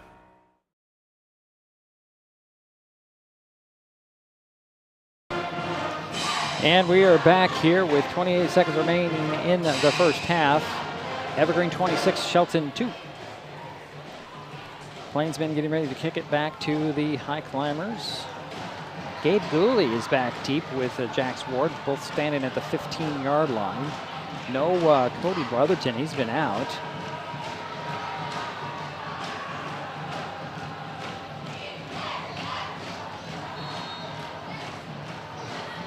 I guess if you could put the first half into one story, Jerry, number 1 for Evergreen.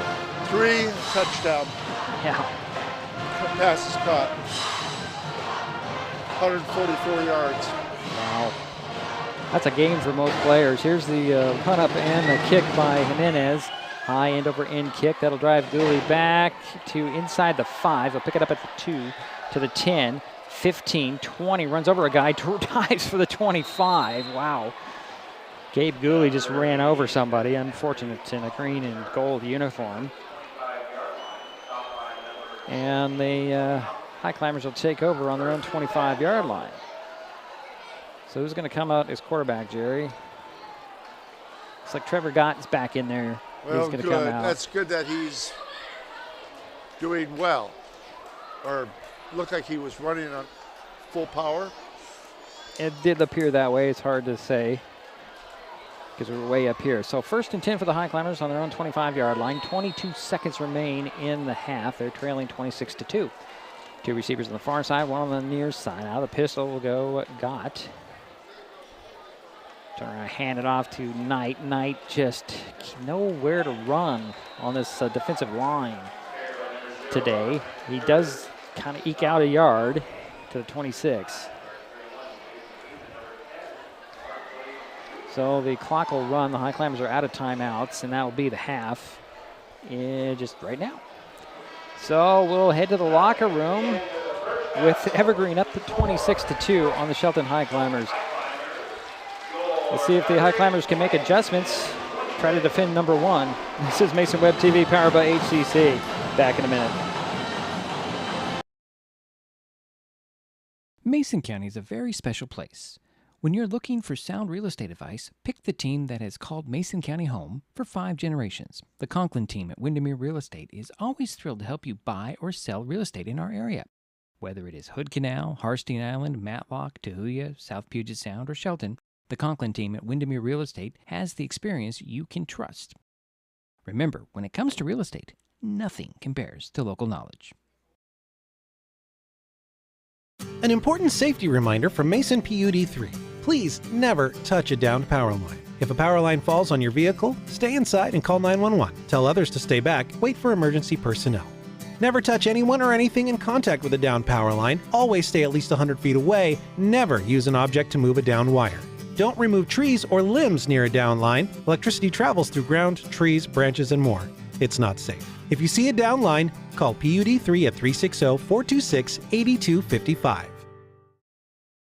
In 2024, Hood Canal Communications is celebrating 90 years of innovation and connecting generations. Join the celebration by getting Next TV by HCC with Cloud DVR. Enjoy streaming on an all HD lineup on the preferred package with Cloud DVR. And for a limited time, get $90 off your first 6 months. Some restrictions may apply. For details, visit hcc.net or call 360-898-2481.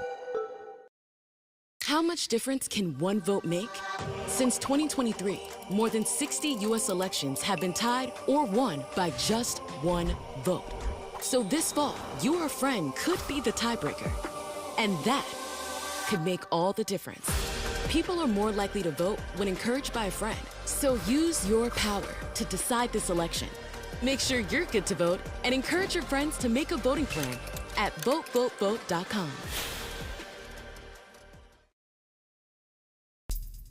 This presentation on Mason Web TV, powered by HCC, is being brought to you by Hood Canal Communications, committed to providing quality services that exceed customer expectations in voice, video, data, and customer service, keeping our community connected since 1934. Mason County Public Health and Human Services Prevention Education Partners Substance Abuse Prevention Coalition. Mason PUD 3, connecting our community with safe, reliable, economical, and sustainable services 24/7. The Conklin team at Windermere Real Estate. When it comes to real estate, nothing compares to local knowledge. Mason County Public Utility District Number 1, Washington State's first public utility district, proudly serving the Hood Canal in Mason County since 1935. And Mason Health, united community, empowered people, exceptional health. Well, it is halftime here at McKenzie Stadium in Vancouver. Halftime score. See if I can get this up here. Evergreen 26, Shelton 2. Jerry's frantically working. Oh, he's not frantically working anymore. Well, but before him, I'm going to make him wait. So the general election is November 5th. The League of Women Voters of Mason County is giving voters an opportunity to engage with the candidates during their speed dating with the candidates forum next Thursday, October 17th in Mason PUD 3's auditorium. The candidates running for Mason County Commissioner, 35th Legislative State Representative, and Mason County Superior Court Judge will be on hand to answer your questions beginning at 6:30. Hear directly from the candidates face-to-face as they discuss issues that matter most to you. That's the League of Women Voters of Mason County speed dating with the candidates at 6:30 p.m. next Thursday, October 17th in Mason PUD 3's auditorium. The candidates include Randy Netherland and William Harris for Mason County Commissioner District 1, Pat Tarswell and Tom Beeben for Mason County Commissioner District 2, Travis Couture and James DeHart for 35th Legislative District State Representative position number 2, and Dan Griffey for 35th Legislative District's 35th Legislative District State Representative position number 1. Also on hand will be Dave Stevens for Mason County Superior Court Judge. Dave, took the seat last election, and now he has to run for the remainder of that term that was vacated by the retirement. If you're unable to attend, Mason Web TV powered by HCC will be broadcasting the event live as well. We get to pick one table. Now let's get back to halftime, or first half statistics in the half. And Jerry. Thank you, Diedrich. Let's start with Shelton. And Shelton had 27 yards passing, 43 yards rushing for a total of 70 yards. They had 5 first downs. They had 1 fumble lost and 2 interceptions thrown by the Highclimbers for a total of 3 turnovers. They had 5 penalties for 32 yards. The leading receiver for Shelton was number 34, Hunter Leff. He caught 2 passes for 16 yards, 8 yards average. The leading runner was Knight, and Knight had 10 carries for 21 yards. Okay, now let's go to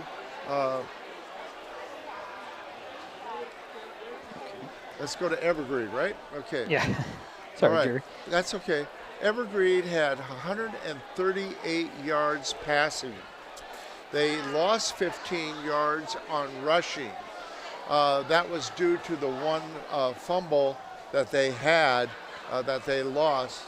That was about a 15-yard fumble loss. They had a total of 123 yards. They had 3 first downs. They had 5 penalties for 65 yards. And let me take a wild guess. The leading receiver for Evergreen was number 1. Oh, you're going to make me guess, and I was going to have a smart aleck little remark, but okay, Jerry, never mind. You blew my thunder out there. Okay. Okay. Oh, okay. Never mind. Take a wild guess. Yeah, I know. I'll give you 2 guesses, and the first one doesn't count. Number 1. Number 1 had 5 catches for 144 yards on 6 targets. The quarterback, number 15, had threw 9 times, and he completed 6 for 153 yards. I don't know if I mentioned that Shelton had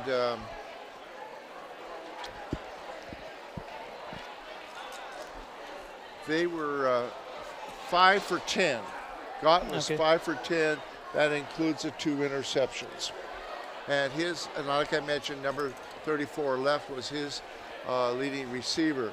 I do want to give a shout out to Cody Brotherton, and I hope Cody is going to be okay. He had 5 kickoff returns for a total of 83 yards, 16.5 yards return. He did a nice job, and I hope he's going to be okay. So I don't know if there's anything else I can tell you. It's unfortunate that we didn't get that first touchdown, but we were able to get a safety off of it. Right, on the next on that first drive. Yeah, the next possession. So yeah, the Highclimbers started out with the defense just blazing there for about half the first quarter, and they got the safety. And after that, it's just pretty much been all of Evergreen. Yeah, Evergreen, from the second quarter on, maybe the last part of the first quarter, after that first drive by the Highclimbers, have just completely shut down Shelton on the running game. Well, they had one guy with 3 touchdowns and a pick 6. It's pretty impressive. I didn't know what really to expect out of Evergreen when we came in here. And as I said, when I watched them, the one game that I could find was against Puyallup. And I think that might have just been Puyallup's defense, pretty much tough to get by. So I didn't really get a good gauge of what the Plainsman can do. Yeah, I can understand that fully. I would think number 1 could be a Division I player. He didn't stand out in the game that I watched. Yeah. Nothing really was like, boom, this is what they do. They just spread it around. But we have seen number 1 pass it to number 1. And how many times has he been targeted? 6 times. He caught 5. Just that one time. Yeah. And 144 yards. Yeah, and a half. In 12 minutes of football. We don't know what he's going to do in the second half. That's impressive. We've seen some pretty impressive athletes from down here. Go ahead, Jerry. Okay, he's going to take a break himself. He's doing a yeoman job trying to keep up with everything. We'll take a break. We'll be back. Halftime score, Evergreen 26, Shelton 2. This is Mason Web TV, powered by HCC. We'll be back with more from McKenzie Stadium in a moment.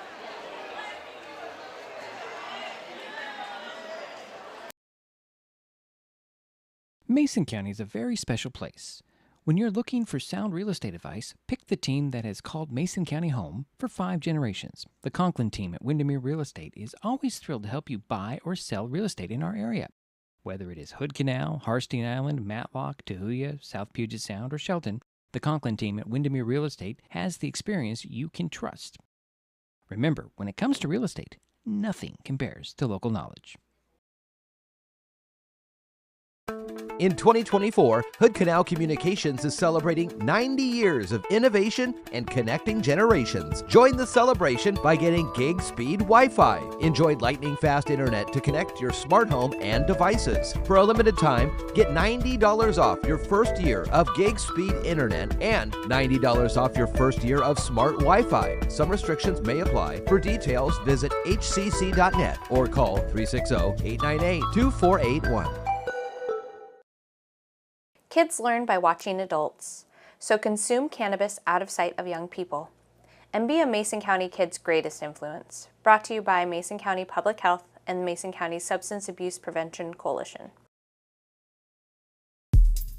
This presentation on Mason Web TV, powered by HCC, is being brought to you by Mason County Public Utility District Number 1, Washington State's first public utility district, proudly serving the Hood Canal and Mason County since 1935. Hi folks, Diedrich Allen with Mason Web TV, powered by HCC, your source for live high school sports with play-by-play. Once again, Mason Web TV is broadcasting select games every week this school year.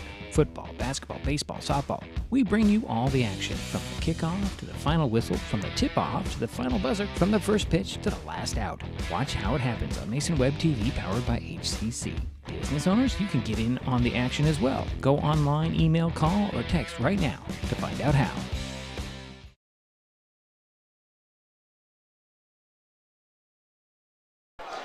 And we're back here at McKenzie Stadium in Vancouver. Diedrich Allen Jerry Apple. Halftime score, Evergreen 26, Shelton 2. Before we get to the third quarter, I'll remind you one more time about the general election, which is November 5th, and the League of Women Voters of Mason County is giving voters an opportunity to engage with the candidates during their speed dating with the candidates forum next Thursday, October 17th, in the Mason PUD 3 auditorium. Candidates running for Mason County Commissioner, 35th Legislative District State Representative, and Mason County Superior Court Judge will be on hand to answer your questions beginning at 6:30. Hear directly from the candidates face-to-face as they discuss issues that matter most to you. That's the League of Women Voters of Mason County speed dating with the candidates at 6:30 p.m. next Thursday, October 17th, in Mason PUD 3's auditorium. Jerry, just a couple more minutes before we get to the third quarter. As the teams come out onto the field, we might not be getting that extra 3 minutes, as Evergreen's not even doing any warm-ups at this point. They're just on the sidelines, and here come the Highclimbers. What do you have to talk about that we haven't already covered? Anything?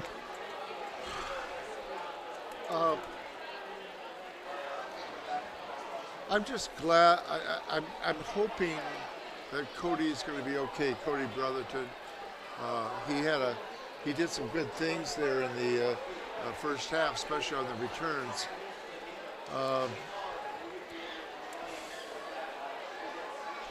I'm trying to scan the team out there to see if there's a number 6. I can't quite see him out there. Or number 5. I'm sorry. You're right, Jerry. Thank you. He might. I'm hoping they're just going to. No, he's right there on the bench. He's heading to the bench limping, unfortunately. So I think his evening is done. Well, he was injured one other time. Oh, actually, I take that back. That is Ben Morford coming out limping. He's still in his uniform. So I was wondering where Morford disappeared to. Yeah, because Morford's only carried the ball twice. Yeah, and that was early on. Yeah, and they've been alternating. Usually they alternate every series. So maybe Cody is out there? I'm still scanning the group. Okay. Hard to see. I just saw somebody limping towards the bench, and he turned around as number 20. So. Yeah, I was going to ask you about that. Yeah, I didn't see him. He must have just not come back out.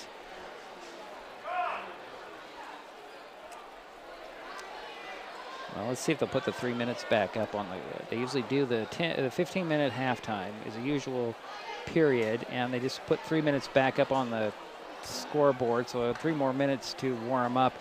We'll see if we can't find out if Cody Brotherton will be out or not. Okay. In the third quarter. Halftime score, Evergreen 26, Shelton 2. We'll be back the third quarter in a moment on Mason Web TV, powered by HCC. In 2024, Hood Canal Communications is celebrating 90 years of innovation and connecting generations. Join the celebration by getting gig speed Wi-Fi. Enjoy lightning-fast internet to connect your smart home and devices. For a limited time, get $90 off your first year of gig speed internet and $90 off your first year of smart Wi-Fi. Some restrictions may apply. For details, visit hcc.net or call 360-898-2481. In life, things aren't scripted. If you're an athlete, we need people like you and translate those skills to officiating. You can get a lot out of it. It happens in every town, in every game.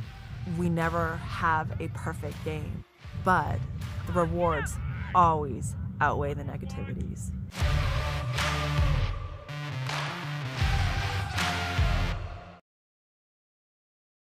With all the question marks and uncertainty that surrounds today's real estate market, it is nice to know that there is a local team that has the experience with all types of markets to ensure you make a sound decision, whether selling or buying.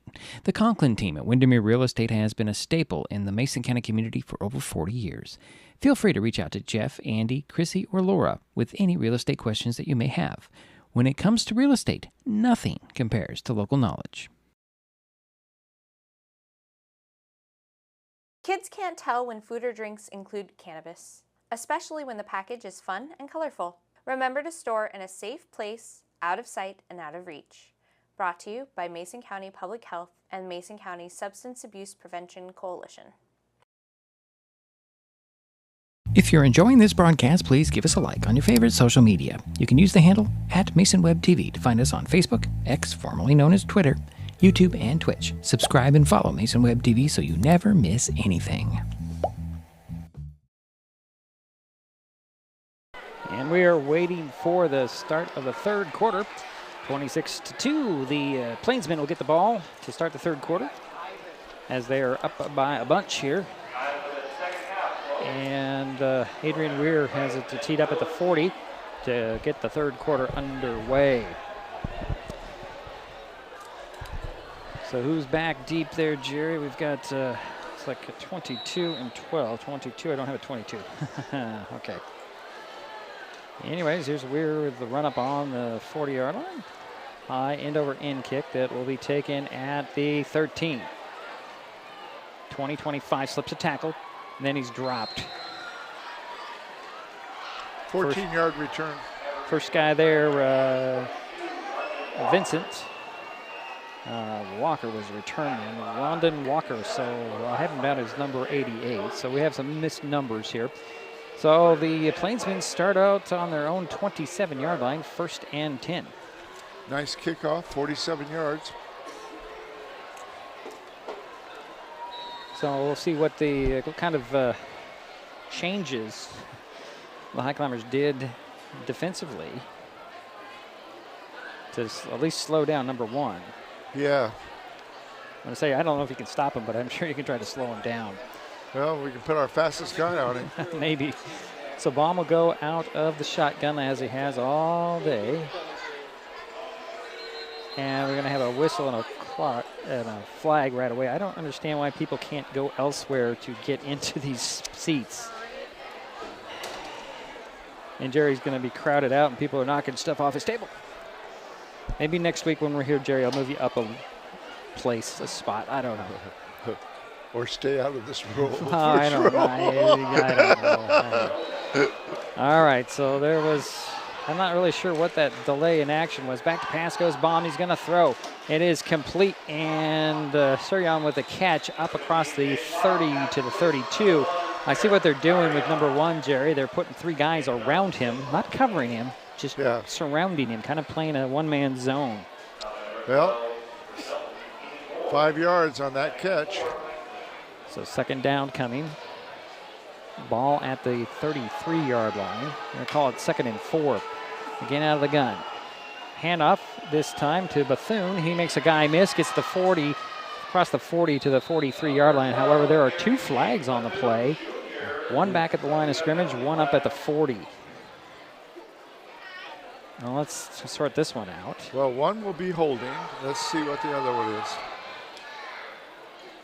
Trying to... The guy in the white hat just seems to be elusive for me to find for some reason. It is a hold on the Plainsmen. There's a hold and then another hold. So they're both holds on the Plainsmen. They'll take the one that'll cost the Evergreen more yardage. So that'll put the ball back at the 23-yard line. Going to bring up 2nd down and that's spotted at the 23. Okay, at where the flag is thrown. Well, from the flag, there's a spot foul. So it's going to be a 2nd down and 15 for the Plainsmen. Baum out of the gun again. Back to pass, short drop, going to throw to the far side. It is complete out there to number 22. He makes a guy miss, and then they wrap him up at the 34-yard line. That's London Walker is number 22. I have to try to remember that. I'm going to give him 7 on that. Yeah. 3rd down and 4 coming. Yeah, I think you're right. So 2 receivers near side, 1 to the far side, out of the shotgun. Blitz comes. Here comes left, right at it. A little dump off pass. Oh, it's intercepted. Oh, it is pulled away by J.J. Rhodes, intended for number 1, Terrace Suryan. And Rhodes just jumped in front of him and ripped it away from him in a turnover. The Highclimbers have excellent field position. They'll start out on the Plainsman 28-yard line. Wow. And that's the second turnover on Evergreen. And J.J. Rhodes, nice job. He just jumped that route and ripped it away from him. Wow. So that's how you handle number one. Now, coming in at quarterback for this series is Wyatt DePoe, Jerry. Okay. So maybe Trevor Gott is a little more injured than we thought. He's on the sidelines. He's been warming up. But DePoe is out of the pistol. Two receivers the far side, one to the near side. Green looks like the back behind DePoe. No, it's Robert Knight, and it's a faked a handoff and a rollout to the opposite side. DePoe threw one down the field, intended for Sorg, out of bounds, incomplete. So 2nd and 10 from the 28. He carried off that fake real well. I was looking at Knight the whole time. Yeah. Yeah, wow. Nice. Yeah, nice. Unfortunately, couldn't connect, so it's 2nd and 10 from the 28 for the Highclimbers. Sorg and Henry go wide to the far side. Ward comes wide to the near side. Rhodes is the fullback. Knight, the tailback. Quarterback again is Wyatt DePoe. Goes out of the pistol. Snap handed off to Knight, straight up the middle this time. Gets to the 25 before that wall of green just closes in. Give him 3 yards on the carry. That's a hard-fought 3. I think it's the most yards he's gotten in one shot, isn't it, Jerry? I'm going to check. For Robert Knight? No, he picked up 6 yards on the first carry. Okay. He's had a 4-yarder, 2 4-yard carries. All right, so it's 3rd down, 7 from the 25. DePoe sends 2 receivers to the short side of the field, 1 to the far side. That's Sword. And what do we have here? A whistle here and a stoppage of play. We got to get a new guy out there for the Plainsmen. So officials timeout, or officials. Okay. So now shuffling guys in and out here. A little confusion on the Plainsman side. 2 receivers to the far side. There's a pump and go, and DePoe has no one to throw it to, so he'll tuck it under and run. He'll run out of bounds at the 20-yard line. They'll spot him out at the 21, actually. 4-yard carry, and a good idea by Wyatt. Well, I think what the play was is a wide receiver, a screen to Knight, and it just there wasn't there, and he tried to look downfield. Nobody was covered, so he just tuck it under and ran. Made a good choice. Unfortunately, not enough for a first down. So it'll be 4th down and 3 from the 21.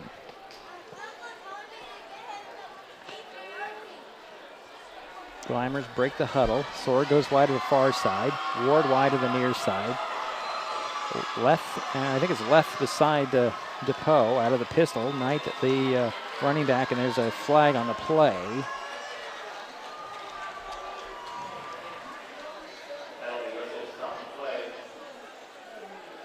And it'll be a false start on the Highclimbers. That'll march them back 5. So I think Weir's coming out to kick a field goal here. Looks like this might be about, let's see. It's going to be a 43-yard field goal attempt. DePoe the holder. Leth is the long snapper. Weir the kicker. Actually make it 43. There's the snap. Spot is down. Kick is up. Kick is good. They got it just over the bar. Wow. 9:23 to go in the 3rd quarter. The Highclimbers now have 5 compared to Evergreen's 26. We'll be right back. In 2024, Hood Canal Communications is celebrating 90 years of innovation and connecting generations. Join the celebration by getting Next TV by HCC with Cloud DVR. Enjoy streaming on an all HD lineup on the preferred package with Cloud DVR. And for a limited time, get $90 off your first 6 months. Some restrictions may apply. For details, visit hcc.net or call 360-898-2481. So a 43-yard field goal by Adrian Weir adds 3 to the Highclimbers score. They now have 5. Evergreen still with their 26. They're waiting for the kickoff from Weir. Well, we certainly know that Weir is capable of that. He does that in practice, and he's pretty consistent. So he'll tee it up at the 40. London Walker, one of the guys in the, I think the other one is Braden James, waiting for the kick from Weir, standing at about their 10-yard line. Here's the run up by Weir. Kick, kind of a line drive. It's going to head out of bounds inside the 5.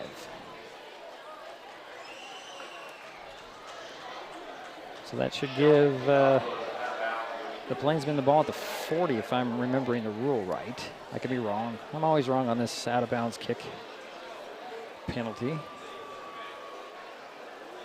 Now, do they have a choice on that at all? I think you do. I think you can. It's the 35, actually. I would have to check. Again, I got to check the rule book.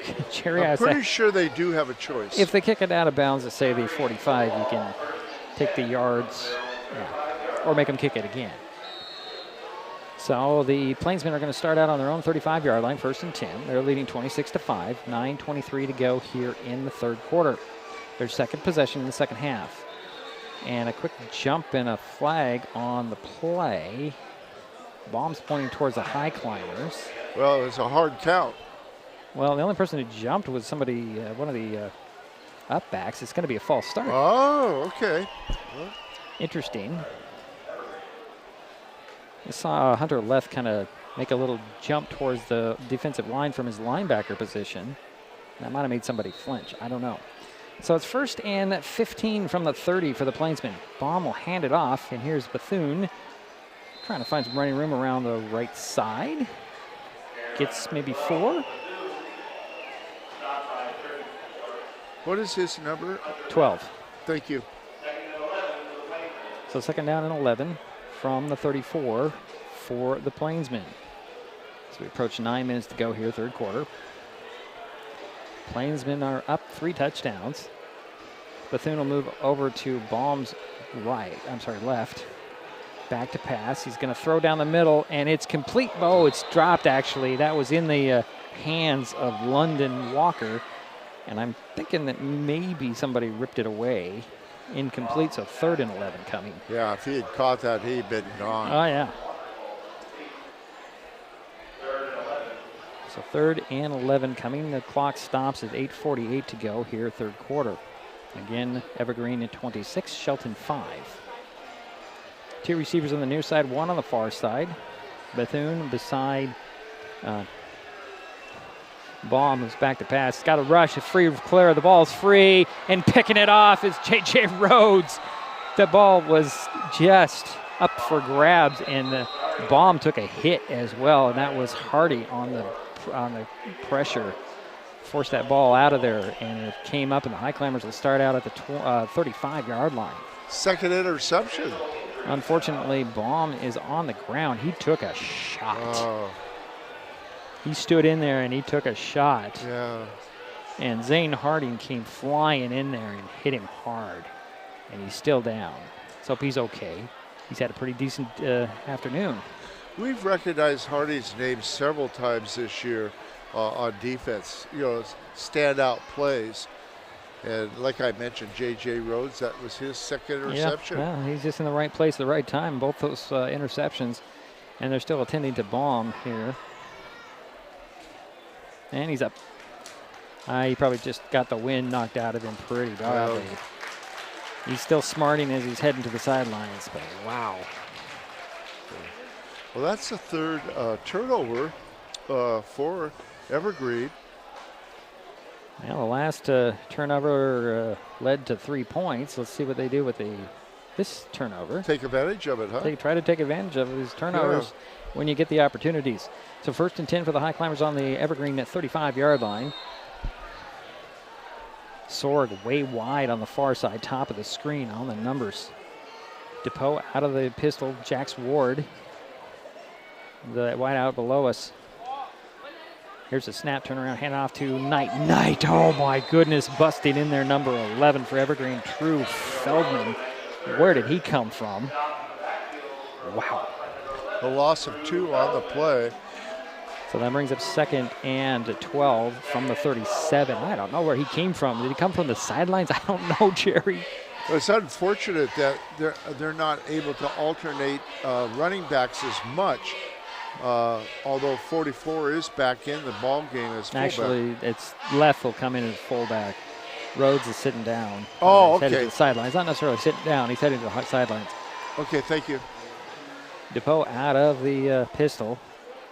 Henry's in the slot on the far side. Sorg the wide out on that far side with Ward. Knight out of the backfield. Hand off to Left up the middle. He gets to the 35. It'll be 3rd and 10. Somebody's alarm is going off, Jerry. I'm surprised I can hear that. So 3rd and 10 from the 35 now. Clock is running with 7:35 to go, 3rd quarter. Now Rhodes is back in, Jerry, as Left heads to the sidelines. So instead of alternating the running backs, they're alternating the fullbacks today. The Highclimbers are. Unfortunately, they can't have Benjamin's not in there. Well, Green is the tailback behind DePoe. 2 by 2 they go, are the Highclimbers. DePoe back to pass, short drop. He's flushed out, and he's going to be dropped for a loss at the 40. Busting in there and getting him from behind is Jason Whedon. And that'll bring up a 4th and 15 for the Highclimbers, and Phipps is on to punt it to the Plainsman. It's almost 4th down. It's 4 down territory. It's close. Well, from the 40, I don't know, Jerry. I guess it's Josiah Alanis, number 0, back at the 10, waiting for this punt. High snap. Phipps pulls it down one-handed, puts a high one up, and into the Mountain View Thunder over there waiting on the sidelines for the 2nd game of this doubleheader at this stadium. So the Plainsmen will start out on their own 15-yard line, 1st and 10. And I think the question now is who's going to come out as quarterback for the Plainsmen. Is Baum okay after taking that hard hit? 25-yard punt by Phipps. Good hang time again. No return, of course. Dylan Stensrud is the quarterback, Jerry, number 18. Number 18, okay, thank you. He'll go out of the shotgun. He's got Bethune beside him to his left, 2 receivers on the near side, 2 on the far side. High snap, pulls it down, hands it off to Bethune, and who busts into the backfield and takes him down? 34. Hunter Left with the tackle for a loss of 4, it looks like. Back at the 11-yard line.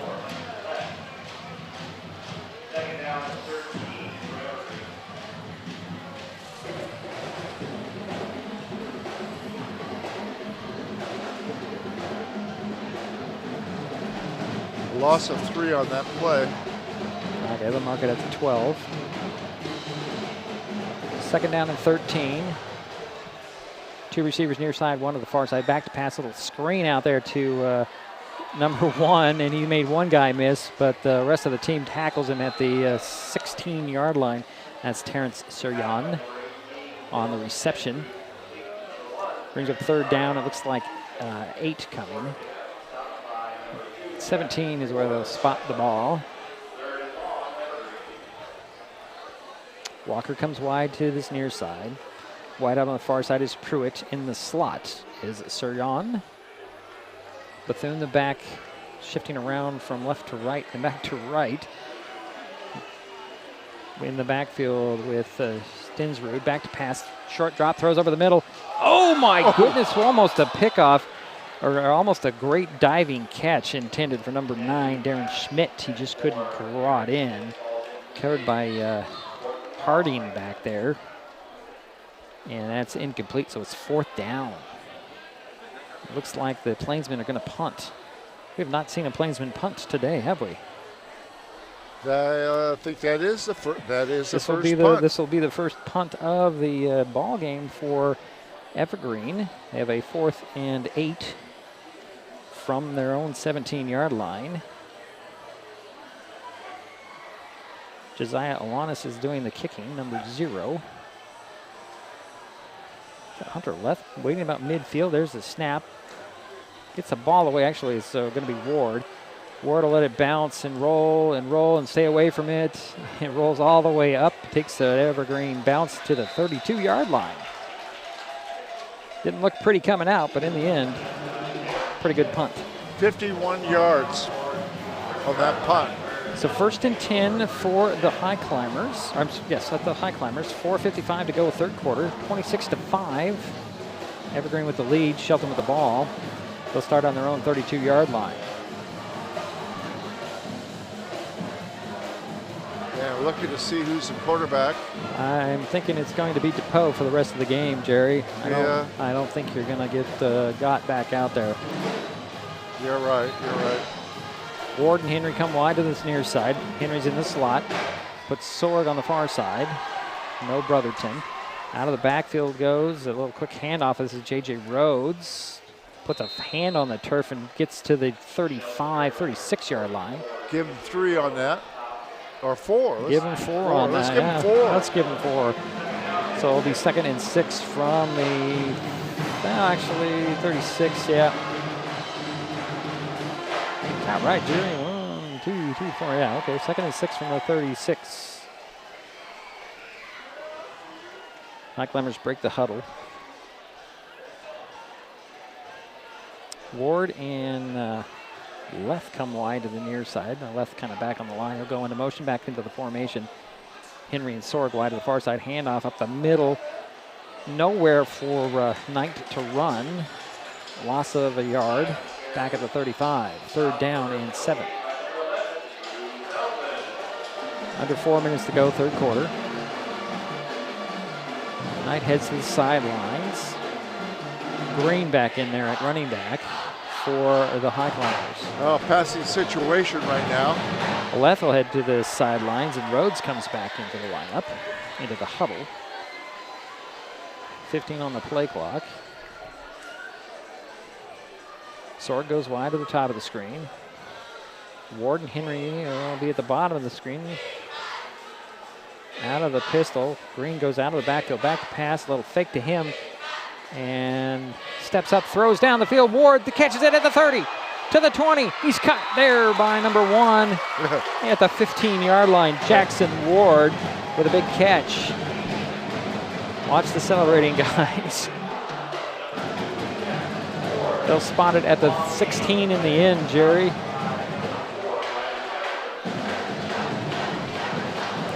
First and 10 for Shelton there. 49-yard pass, and the only person that probably could caught him was number 1. Yeah, Terrence Suryan with the tackle.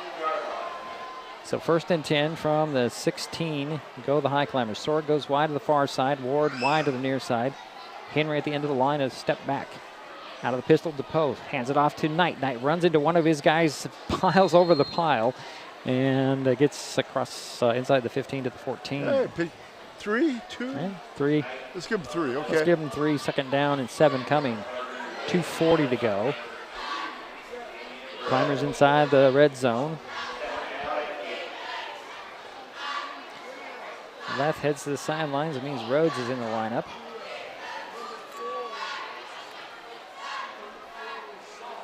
Henry and Sorg go wide to the far side. Ward comes wide to the near side. Out of the pistol, Knight behind DePoe. Rhodes to his DePoe's left. Turn around, hand it off. Nope, fake to hand off. Here's a rollout. DePoe looking to the end zone. He's going to tuck it under. He's going to step out of bounds inside the 10 at the 8-yard line. On that far side, I think he's about a yard short of the first down, Jerry. Yeah, he picked up 6 on that play.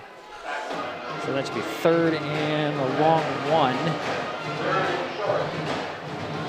Ball at the 8-yard line. I like what Wyatt's doing. You know, if he sees no receivers, he keeps it. He's got pretty good yards both times. Sorg goes wide to the far side, short side of the field. Ward wide to the near side, long side of the field. Hash mark far side. Max protection for DePoe, and then we're going to get a false start on the Climbers. Yeah, number 4 took off too early.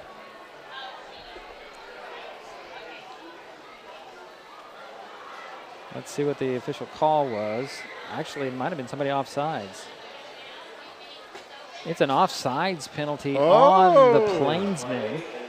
That's a half the distance, and that'll give a first down and first and goal from the 4 for the Highclimbers. What did you tell me not to second guess? Don't second guess until the guys in the stripes do anything, Jerry, because we are wrong more times than not. I'm wrong. Here's a pistol with two receivers on one side, one on each side, I should say. Turn around, hand it off to Knight. Stutter steps on his feet inside the 4 to about the 2-yard line. Couple yard run there for Robert Knight, the 3rd. Brings up 2nd and goal. Or was it Green on the carry? I think that was Knight. Could be wrong.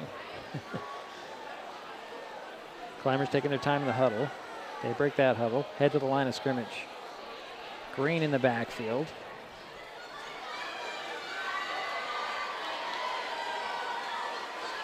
Oh, and unfortunately, Highclimbers took off a little early.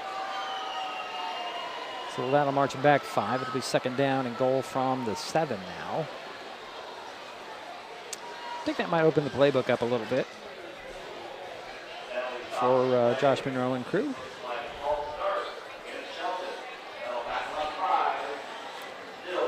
So 2nd and goal from the 7-yard line now. 1:24 to go in the 3rd quarter. Evergreen 26, Shelton 5. Highclimbers knocking on the door. They have a 2nd and goal from the 7. Wind the clock, a receiver on each side. 2 backs on each side of DePoe out of the pistol. Fake the handoff. Nope, it'll be Green straight up the middle. Sorry. He had me faked out there, and Green gets inside gets to the 5. Gain of 2. Hard running, 3rd down and goal from the 5 now for the Highclimbers. Under a minute to go, 3rd quarter.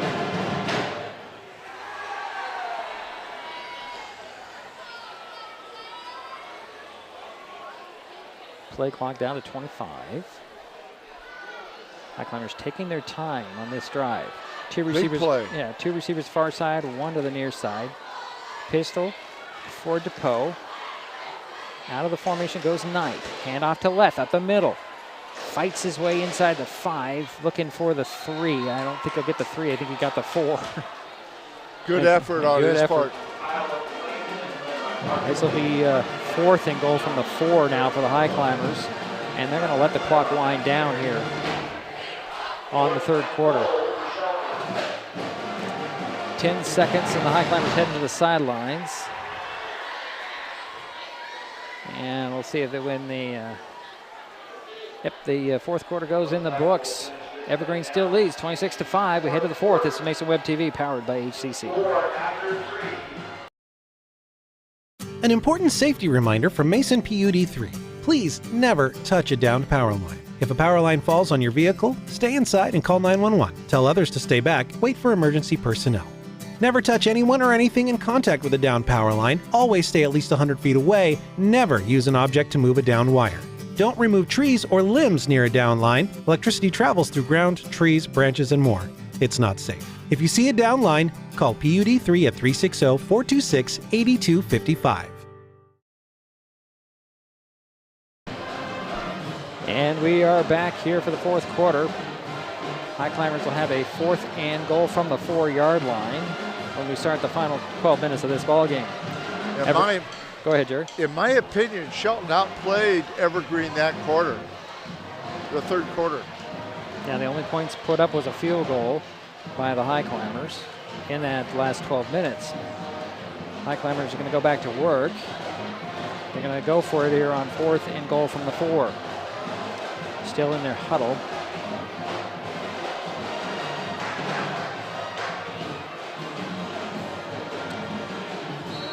Ward and Henry go wide to the far side. Sword comes wide to the near side. Left the halfback. It's like Green left is the fullback. Green is the tailback. It's actually going to be Knight. Here's DePoe on the rollout. Throws for the end zone. Oh, almost intercepted. Then it deflects into Sorg's hands and it's dropped, and that'll go over on downs to the Plainsmen. They'll take over on their own 4-yard line. That was a pretty exciting play there, Jerry. Almost had a deflection touchdown. Didn't go the high climber way. The Plainsman will take over.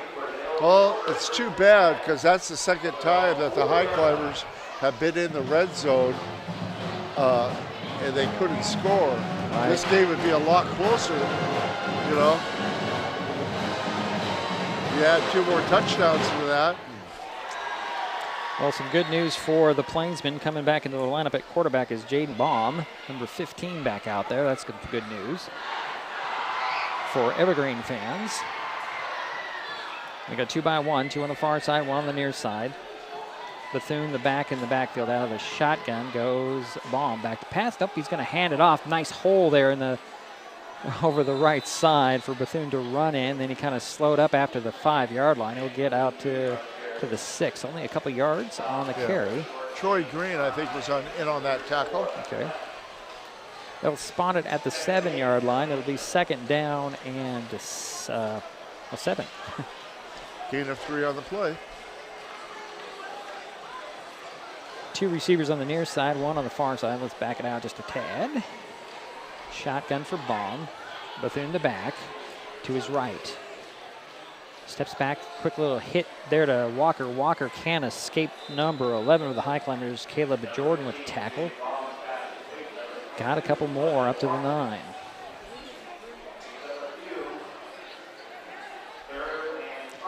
So 3rd and 5 coming for the Plainsmen. 11 minutes to go in the ball game.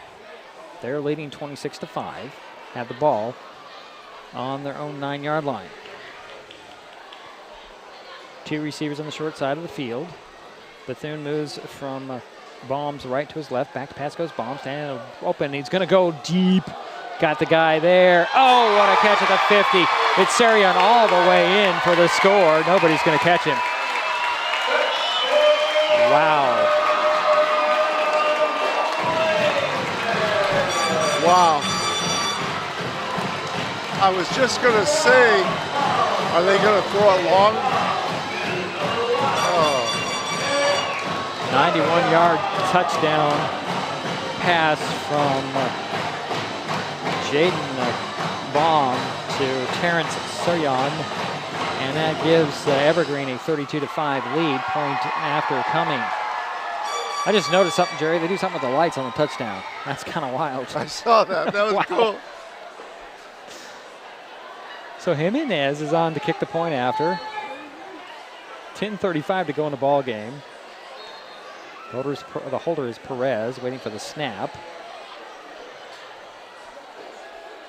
There it is. Spot is down. Kick is through the uprights. Making it 33-5. 10:35 to go in the ball game. This is Mason Web TV, powered by HCC. Kids can't tell when food or drinks include cannabis, especially when the package is fun and colorful. Remember to store in a safe place, out of sight and out of reach. Brought to you by Mason County Public Health and Mason County Substance Abuse Prevention Coalition. Do you know what can get your friends to vote this year?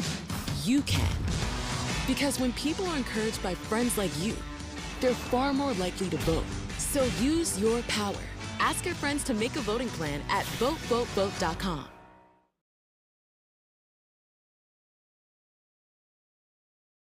And we are back here. 10:35 to go in the ball game. 33 for Evergreen, 5 for Shelton. The Plainsmen are going to kick it back to the High Climbers after that 91-yard touchdown pass. Number 1 has caught 6 passes for 240. Yes.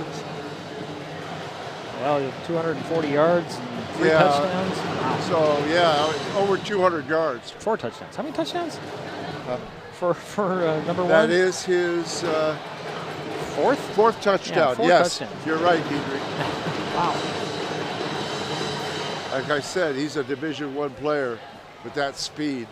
Gooley and Ward are back to wait for this kickoff from Kevin Jimenez from Evergreen. Gooley on the near side, Ward on the far side.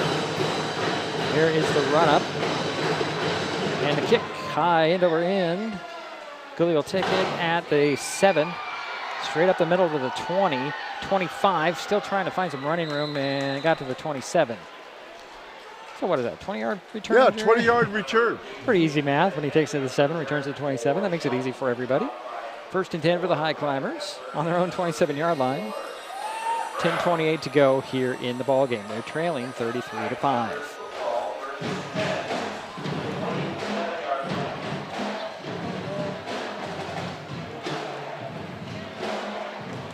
So here comes Wyatt DePoe with the play from the sidelines. Climbers break the huddle. Sword comes wide to the near side. Ward goes wide to the far side. I believe Knight is the back behind DePoe. Is it Rhodes the fullback? There's a snap, turn it around and hand it off to Knight. Nowhere to go. And busting in there with a tackle. Loss of 2 on the play. Mackay Miller with the tackle for a loss, and it's 2nd down and 13 from the 24.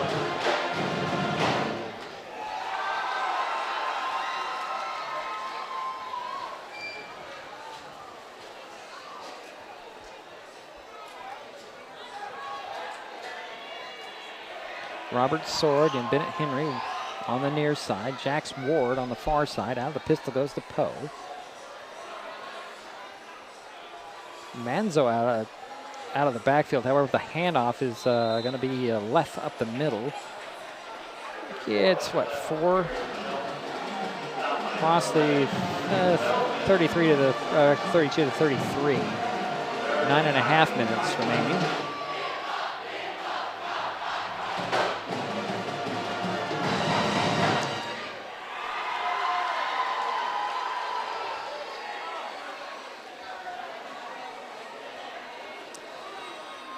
Climbers break the huddle, head to the line of scrimmage.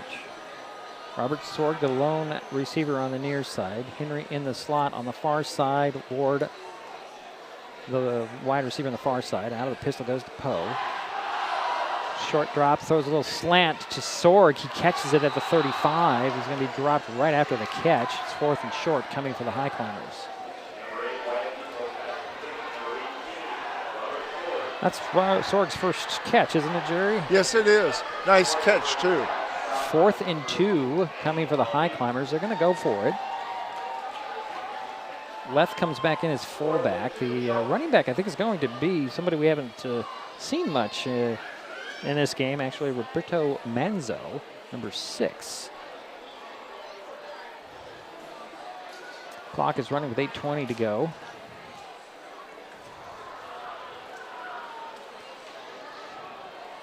Highclimbers quickly up to the line of scrimmage. 2 receivers on the near side, 1 on the far side. Hand off to Manzo, nowhere to run.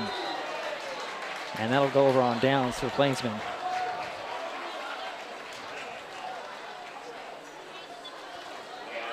So short field for Evergreen as they take over with 8:05 to go in the ballgame.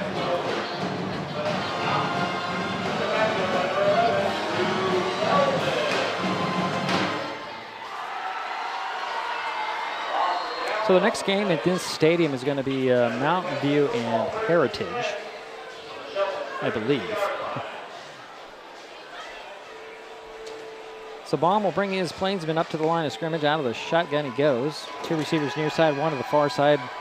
Bethune will take the handoff, make one guy almost miss him, can't get out of his grasp, and he's going to be brought down with a loss on the play. Loss of 5 on the play. Ball back at the 38-yard line. So it'll be 2nd and 15. Clock is running, 7:44 to go. Suryon wide out on the far side by himself. I believe it's Walker and Pruitt, the 2 back. A little quick throw over the middle intended for Schmidt. Darren Schmidt can't turn around in time for that pass as the rocket came in his way. It's 3rd and 15.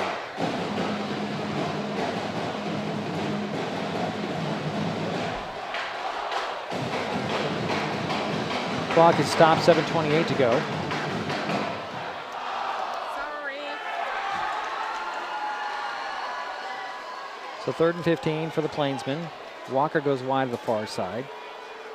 So we're on the slot receiver on the near side with Pruitt. Bethune moves over. from right to left. Back to pass goes Baum. Throws over the middle. Same play as last time. Schmidt can't corral it. He takes a hit as well. Incomplete. It's 4th down. Slow to get up is Darren Schmidt. Kind of curious as he play basketball. He's 6'6". I'm sure he does. Trying to get him on the books, and there's a high climber in the backfield, slow to get up.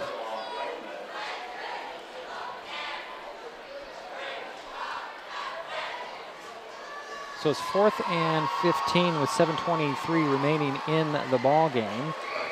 Evergreen 33, Shelton 5. 4th down for the Plainsmen as they attend to the downed high climber. That's going to head to the sidelines is Quinn McKinnon. He's up on his own power. He's heading to the sidelines. That's a good sign. It is a good sign.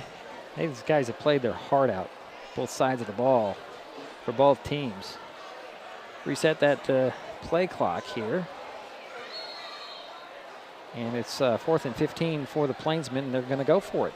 Why not? They're leading 33-5 with 7:23 to go. Well, they're like I said, they're definitely in 4th down territory. Well, in that kind of that gray area, whether you punt, try to field goal, or just go for it. Yeah. So one receiver near side, that's Suryan. He's the lone receiver, 2 receivers far side. Out of the shotgun, Baum back to pass. Down the middle, nope, he's gonna throw. He's got the guy there. Into the breadbasket, touchdown. Oh boy. Terrence Suryan, another touchdown, and it's 39-5. Wow, the lights just dimmed here at the stadium, Jerry. Suryan just having his way. Kind of knew that was happening as the lights come back on. Jimenez on to kick the point after. 7:16 to go in the ball game.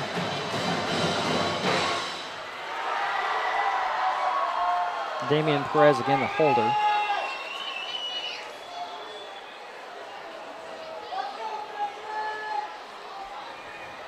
That's only the 5th touchdown he's scored. Only? Or received. Only the 5th touchdown It's pass. only the 5th. Oh, okay. There's a kind of a hesitated kick, and I don't know what happened on that extra point attempt, but it fails. So 39-5 is where we stand. 7:15 to go here in the ball game. We'll be back. This is Mason Web TV, powered by HCC. In 2024, Hood Canal Communications is celebrating 90 years of innovation and connecting generations. Join the celebration by getting gig speed Wi-Fi. Enjoy lightning-fast internet to connect your smart home and devices. For a limited time, get $90 off your first year of gig speed internet and $90 off your first year of smart Wi-Fi. Some restrictions may apply. For details, visit hcc.net or call 360-898-2481. Well, I think the Plainsmen need to change their mascot, Jerry. I think it should be just big number 1. Yeah. Terrence Suryan has just owned this game.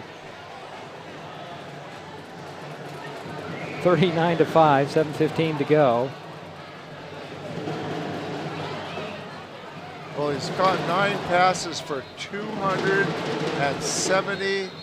283 yards. 9 passes for 283 yards.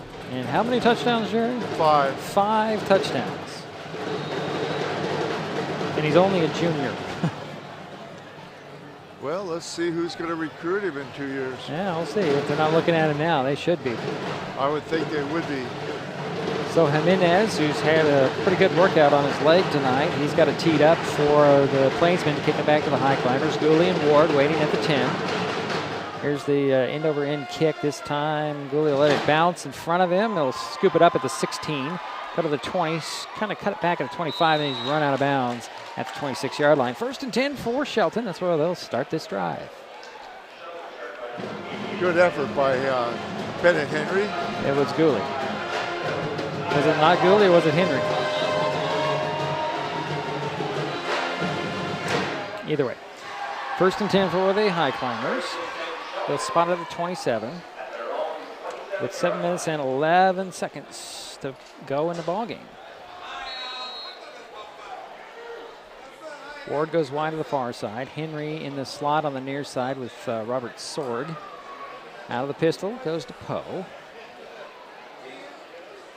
Handoff, I believe this is Manzo up the middle, gets across the 30 to 31 yard line. Let's see, I think it's number 6, Jerry. He gets up off the bottom of the pile. No, it's Knight. I'm sorry. Pardon me, it's Robert Knight the third, and gain of 4 on the play. He's headed to the sidelines. And Bennett Henry's also headed to the sidelines. Clock is running, 6:40 to go. Sword comes wide to the near side. Bryson Brooks and Coburn are in the lineup, the wideouts. Handoff straight up the middle, across the 33 and 34 yard line, and that's Manzo, number 6 on the carry, Robert Manzo. Alberto Manzo on the carry. Third down and 3 coming for the Highclimbers. As the clock is running as we approach 6 minutes to go. Rooks goes wide to the far side. Sword comes wide to the near side. Vincent in the slot on the near side. DePoe out of the pistol. Hand off to Manzo, runs into a couple of bodies and goes straight up the middle to the 35. Give him 1.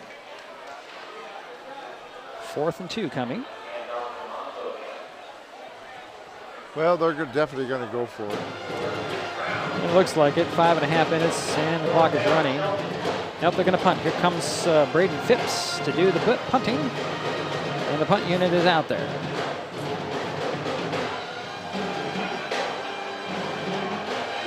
I need to stop second guessing. It's not second guessing, Jerry. We're not coaching here. I know. That's true. It'd be way worse if I was coaching, I got to tell you. There's the snap. Phipps takes his time, gets a boot up high. Fair catch called for by Alanis. They'll let it hit at the 40. It'll take a high climber roll all the way down inside the 35, near the 30-yard line where it rolls out of bounds. And that's where the Plainsman will take over with 4:52 remaining. 35-yard punt. And like you said, he does a good job when he's rushed. I don't know why that is. I'd be surprised. I would be interested to find out if the coach has any idea why that would be. So 1st and 10 for the Plainsmen on their own 31-yard line. Suryon, the wideout on the near side. Pruitt and Brunel, wideouts on the far side. I think we have another quarterback out there. And he'll hand it off. Actually, this is Stinsrud, and he'll hand it off to number 20 on the carry. That's Rayshawn Chambers. Gets to the 34. A 3-yard pickup for Chambers. So Dylan Stinsrud is the quarterback for the Plainsmen this offensive set with 4.5 minutes and counting. I'd imagine it's just going to be run at this point with Chambers. Yeah. I'd imagine, but you never know. Yeah, I can't imagine them throwing it Another deep. handoff to Chambers. He's got a hole, hits the 40, across the 40, about the 43-yard line. First 10, very close to the first down. Should be a first down. 1st and 10 for the Plainsmen. Stop the clock briefly at 4:12. Reset those chains and get it wound up again.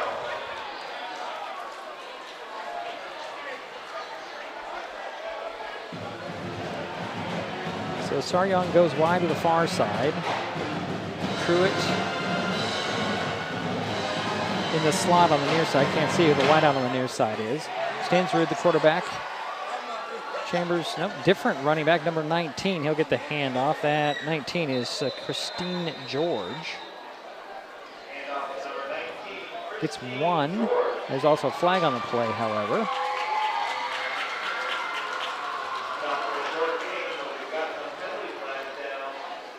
I'll stop the clock with 3:47 remaining. Let's see what the penalty's about. I'd imagine it's a hold.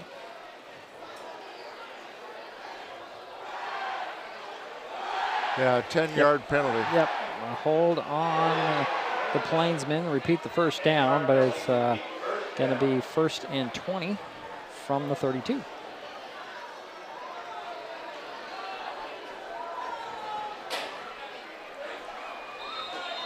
They'll wind the clock. Stensrud, actually, Stensrud is the quarterback.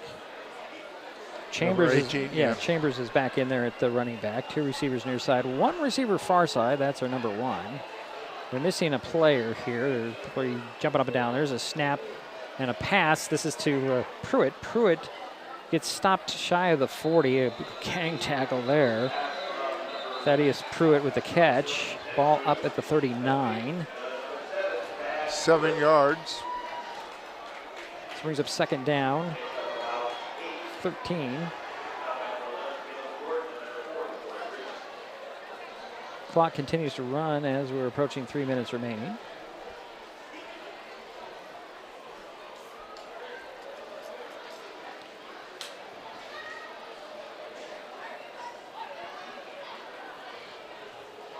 Stensrud again out of the shotgun. 1 receiver far side, 2 on the near side.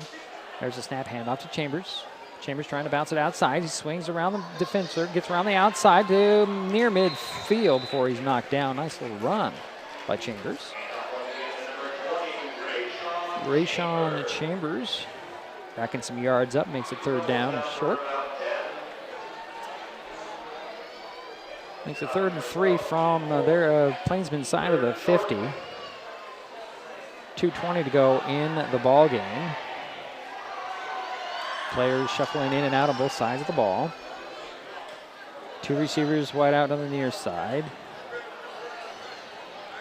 Terrence Sarion goes wide of the far side. He's kind of in a slot on the far side. Stensrud out of the shotgun. Chambers is the running back. There's the snap, hand off to Chambers. Flag on the play. Chambers slips by a couple of tackles into the secondary. He's brought down by Harding, and I think it was Ward. Again, we have a flag back at the line of scrimmage. They're blowing whistles. Minute 50 remaining in the ball game. And that's going to nullify that nice run by Chambers. Well, the argument there is the hold made the hole. So it's a 10-yard penalty. Oh, it's actually a 5-yard penalty. Sorry, Jerry. It's a false start when that's all said and done. Okay. So that makes it 3rd down and 8. Ball back to the 44-yard line of Evergreen. They'll wind the clock at 1:50 remaining.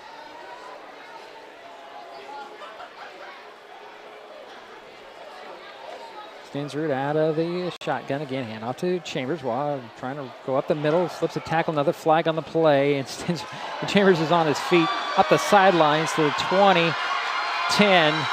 And he gets to the end zone. However, there is a flag. There was a flag. I thought there was a flag. They picked up a flag, Jerry. Well, I see the official back here, but I don't see the flag. But it's a hold, so it's coming back. No touchdown. Good job on your part of catching that flag. He must have picked that up pretty quick. He did. Well, you know, they got another game to get to that was supposed to start, or it's supposed to start here in 7 minutes, so. Well, that's too bad for Evergreen on that. No, I see the flag now. They haven't picked it up. It's just kind of blends into the turf there of the soccer circle. He just picked it up, so that'll make it 3rd down. And what, almost 20. Well, that's the second 18. costly hold penalty for Evergreen in a row there. Well, you got some younger guys out there getting some varsity playing time. So that's good. That's that's good. So minute 28 remains in the ball game. It's 3rd down and 18. Ball back at the 34-yard line. Out of the shotgun goes Stensrud. He'll hand it off to Chambers. Chambers bottled it, but keeps control. Cuts it up the middle. Spins away from Harding, and then Harding chases him down, knocks him down. Maybe the 35, I think is where we're going to. They're going to give him forward progress across 35 to the 36-yard line. It'll be 4th down for the Plainsmen. And the clock will run down under a minute here shortly. And they're in no hurry to get this play off. As the, should be about 35 seconds by the time they probably take a timeout here shortly. As the play clock runs down to 10.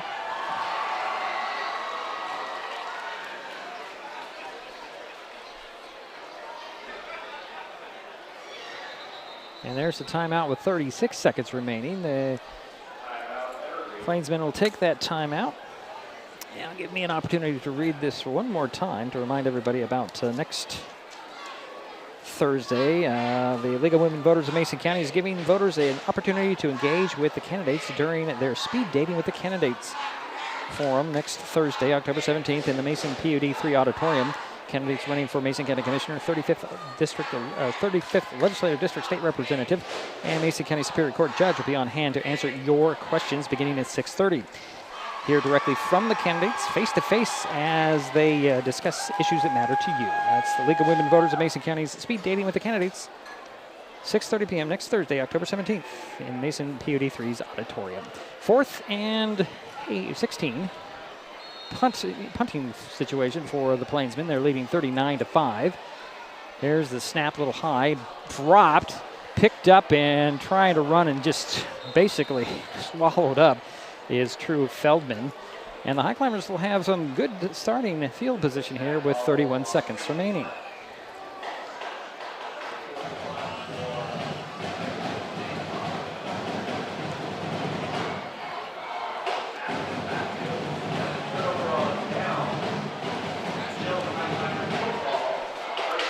So we're going to get set up for the Highclimbers 21-yard line, 1st and 10.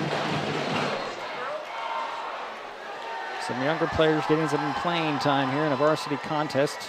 Wide to post, still the quarterback. Go out of the shotgun. Robert Sword comes wide to the near side. Can't tell who's the wide out on the far side. In the slot, I'm thinking that's Green. Gets around and hand it off. This is Alberto Manzo on the carry. Inside the 20 to the 17-yard line.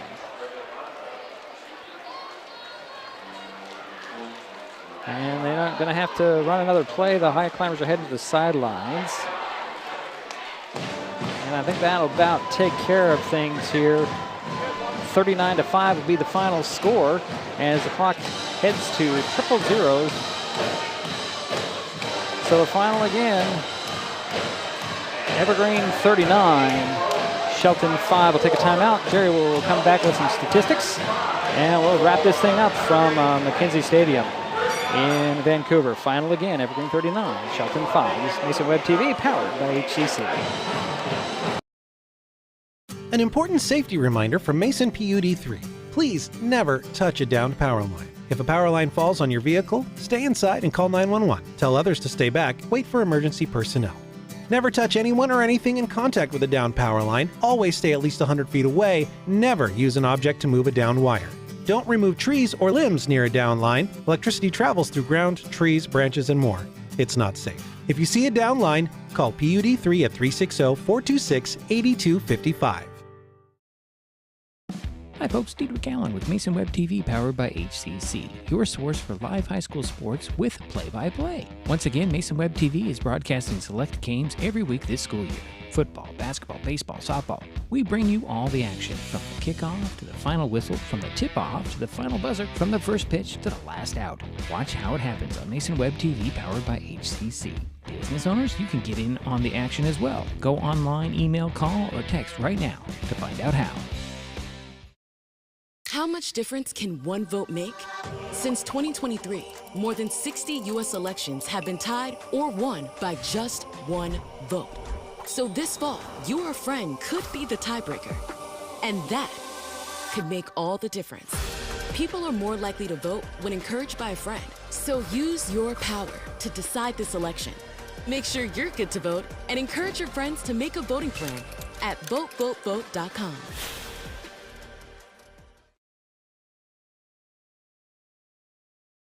Kids learn by watching adults, so consume cannabis out of sight of young people. And be a Mason County kid's greatest influence. Brought to you by Mason County Public Health and the Mason County Substance Abuse Prevention Coalition. If you're enjoying this broadcast, please give us a like on your favorite social media. You can use the handle @MasonWebTV to find us on Facebook, X, formerly known as Twitter, YouTube, and Twitch. Subscribe and follow Mason Web TV so you never miss anything. In 2024, Hood Canal Communications is celebrating 90 years of innovation and connecting generations. Join the celebration by getting gig speed Wi-Fi. Enjoy lightning fast internet to connect your smart home and devices. For a limited time, get $90 off your first year of gig speed internet and $90 off your first year of smart Wi-Fi. Some restrictions may apply. For details, visit hcc.net or call 360-898-2481.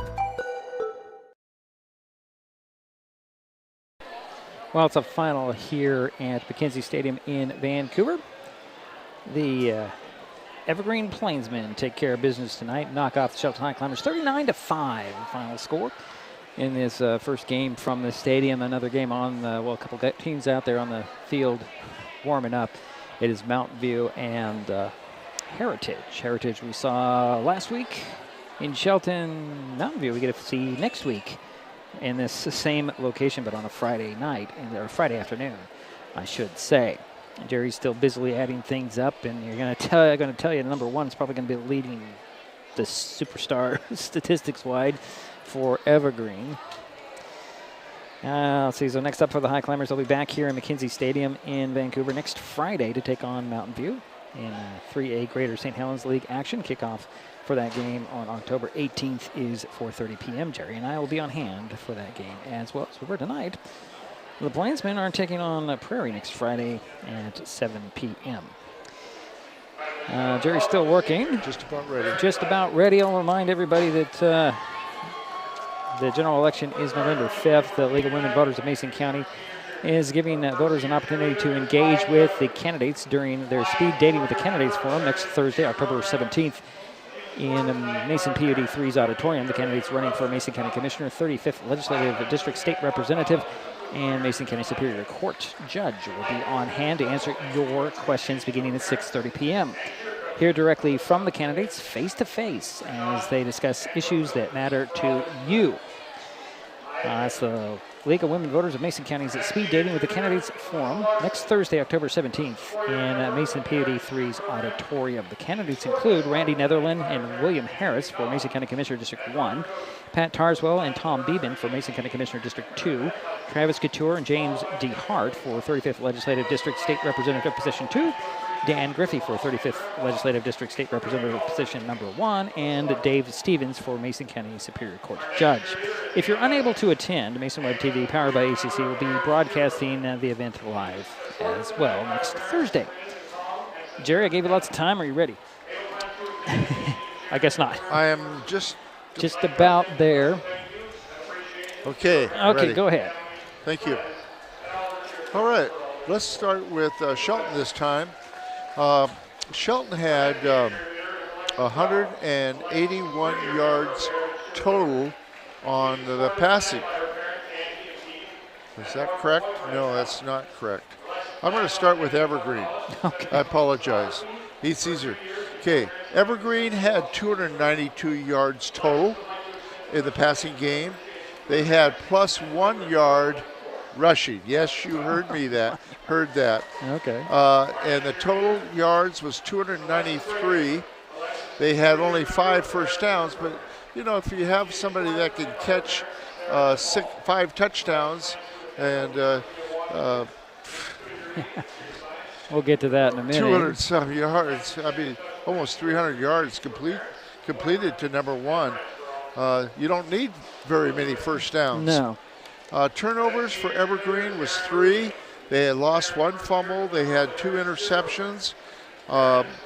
Penalty-wise, they had 11 penalties for 105 yards. That's about the only thing that really hurt Evergreen was the penalties. Okay. Their quarterback attempted 23 passes, completed 13, had 292 yards total, and he threw 5 touchdowns to number 1. Terrence Sarion. And I'm going to add up the numbers. I'm going to have to take my shoes off here. 282 yards for number 1. Wow. On 5, he caught 9 passes for 282 yards. If you 5 touchdowns. That's about 35 yards per catch. Wow. So that's Evergreen. Good job on their part. They did have 3 turnovers, and they did have some penalties. That's the only things that really hurt them. Okay, as far as Shelton, I got one thing to do here, and I can't hear you. I've got it. Go ahead, Jerry. Okay. 79 and 59. They had 138 yards total. 138 yards total. They had 52 yards in the second half, 27 in the first half, for a total of 79 yards. On the ground, Shelton had 59 yards. A lot of that was on that first drive where they had 43 yards. So you add up the 79 and you add up the 59, and they had a total of 138 yards. They did have more first downs. They had 7. Okay. They had 3 turnovers, 2 interceptions, and lost 1 fumble. They were pretty clean game for the Highclimbers. They only had 5 penalties for 32 yards. The leading receiver for the Highclimbers was number 34, Hunter Left. He caught a couple passes for 16 yards.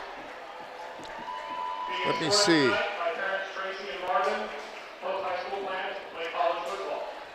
Yeah, he was a leading. No.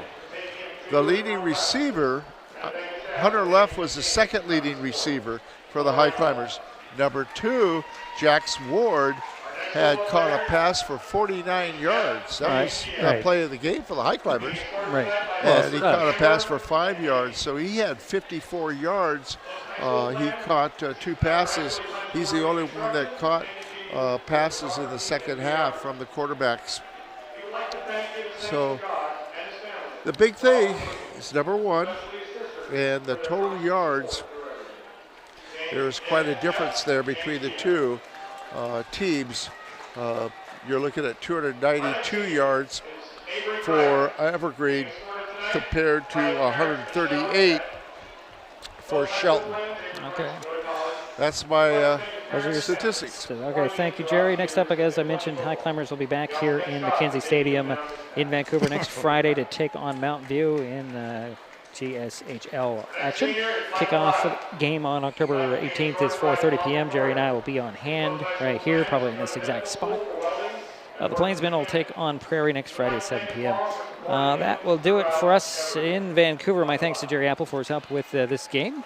What do you got, Jerry? Sorry. I got to say something about this. 43-yard field goal by Weir. Wow, that was great. Okay. So that will do it for us from Vancouver. My thanks to Jerry Apple for his help. Final again, Evergreen 39, Shelton 5. We will talk to you next Friday afternoon. This has been High School Football on Mason Web TV, powered by HCC. The preceding presentation on Mason Web TV, powered by HCC, has been brought to you by Hood Canal Communications, committed to providing quality services that exceed customer expectations in voice, video, data, and customer service, keeping our community connected since 1934. Mason County Public Health and Human Services Prevention Education Partners Substance Abuse Prevention Coalition. Mason PUD 3, connecting our community with safe, reliable, economical, and sustainable services 24/7. The Conklin team at Windermere Real Estate. When it comes to real estate, nothing compares to local knowledge. Mason County Public Utility District Number 1, Washington State's first public utility district, proudly serving the Hood Canal in Mason County since 1935. And Mason Health, united community, empowered people, exceptional health. Thanks for watching Mason Web TV, powered by HCC.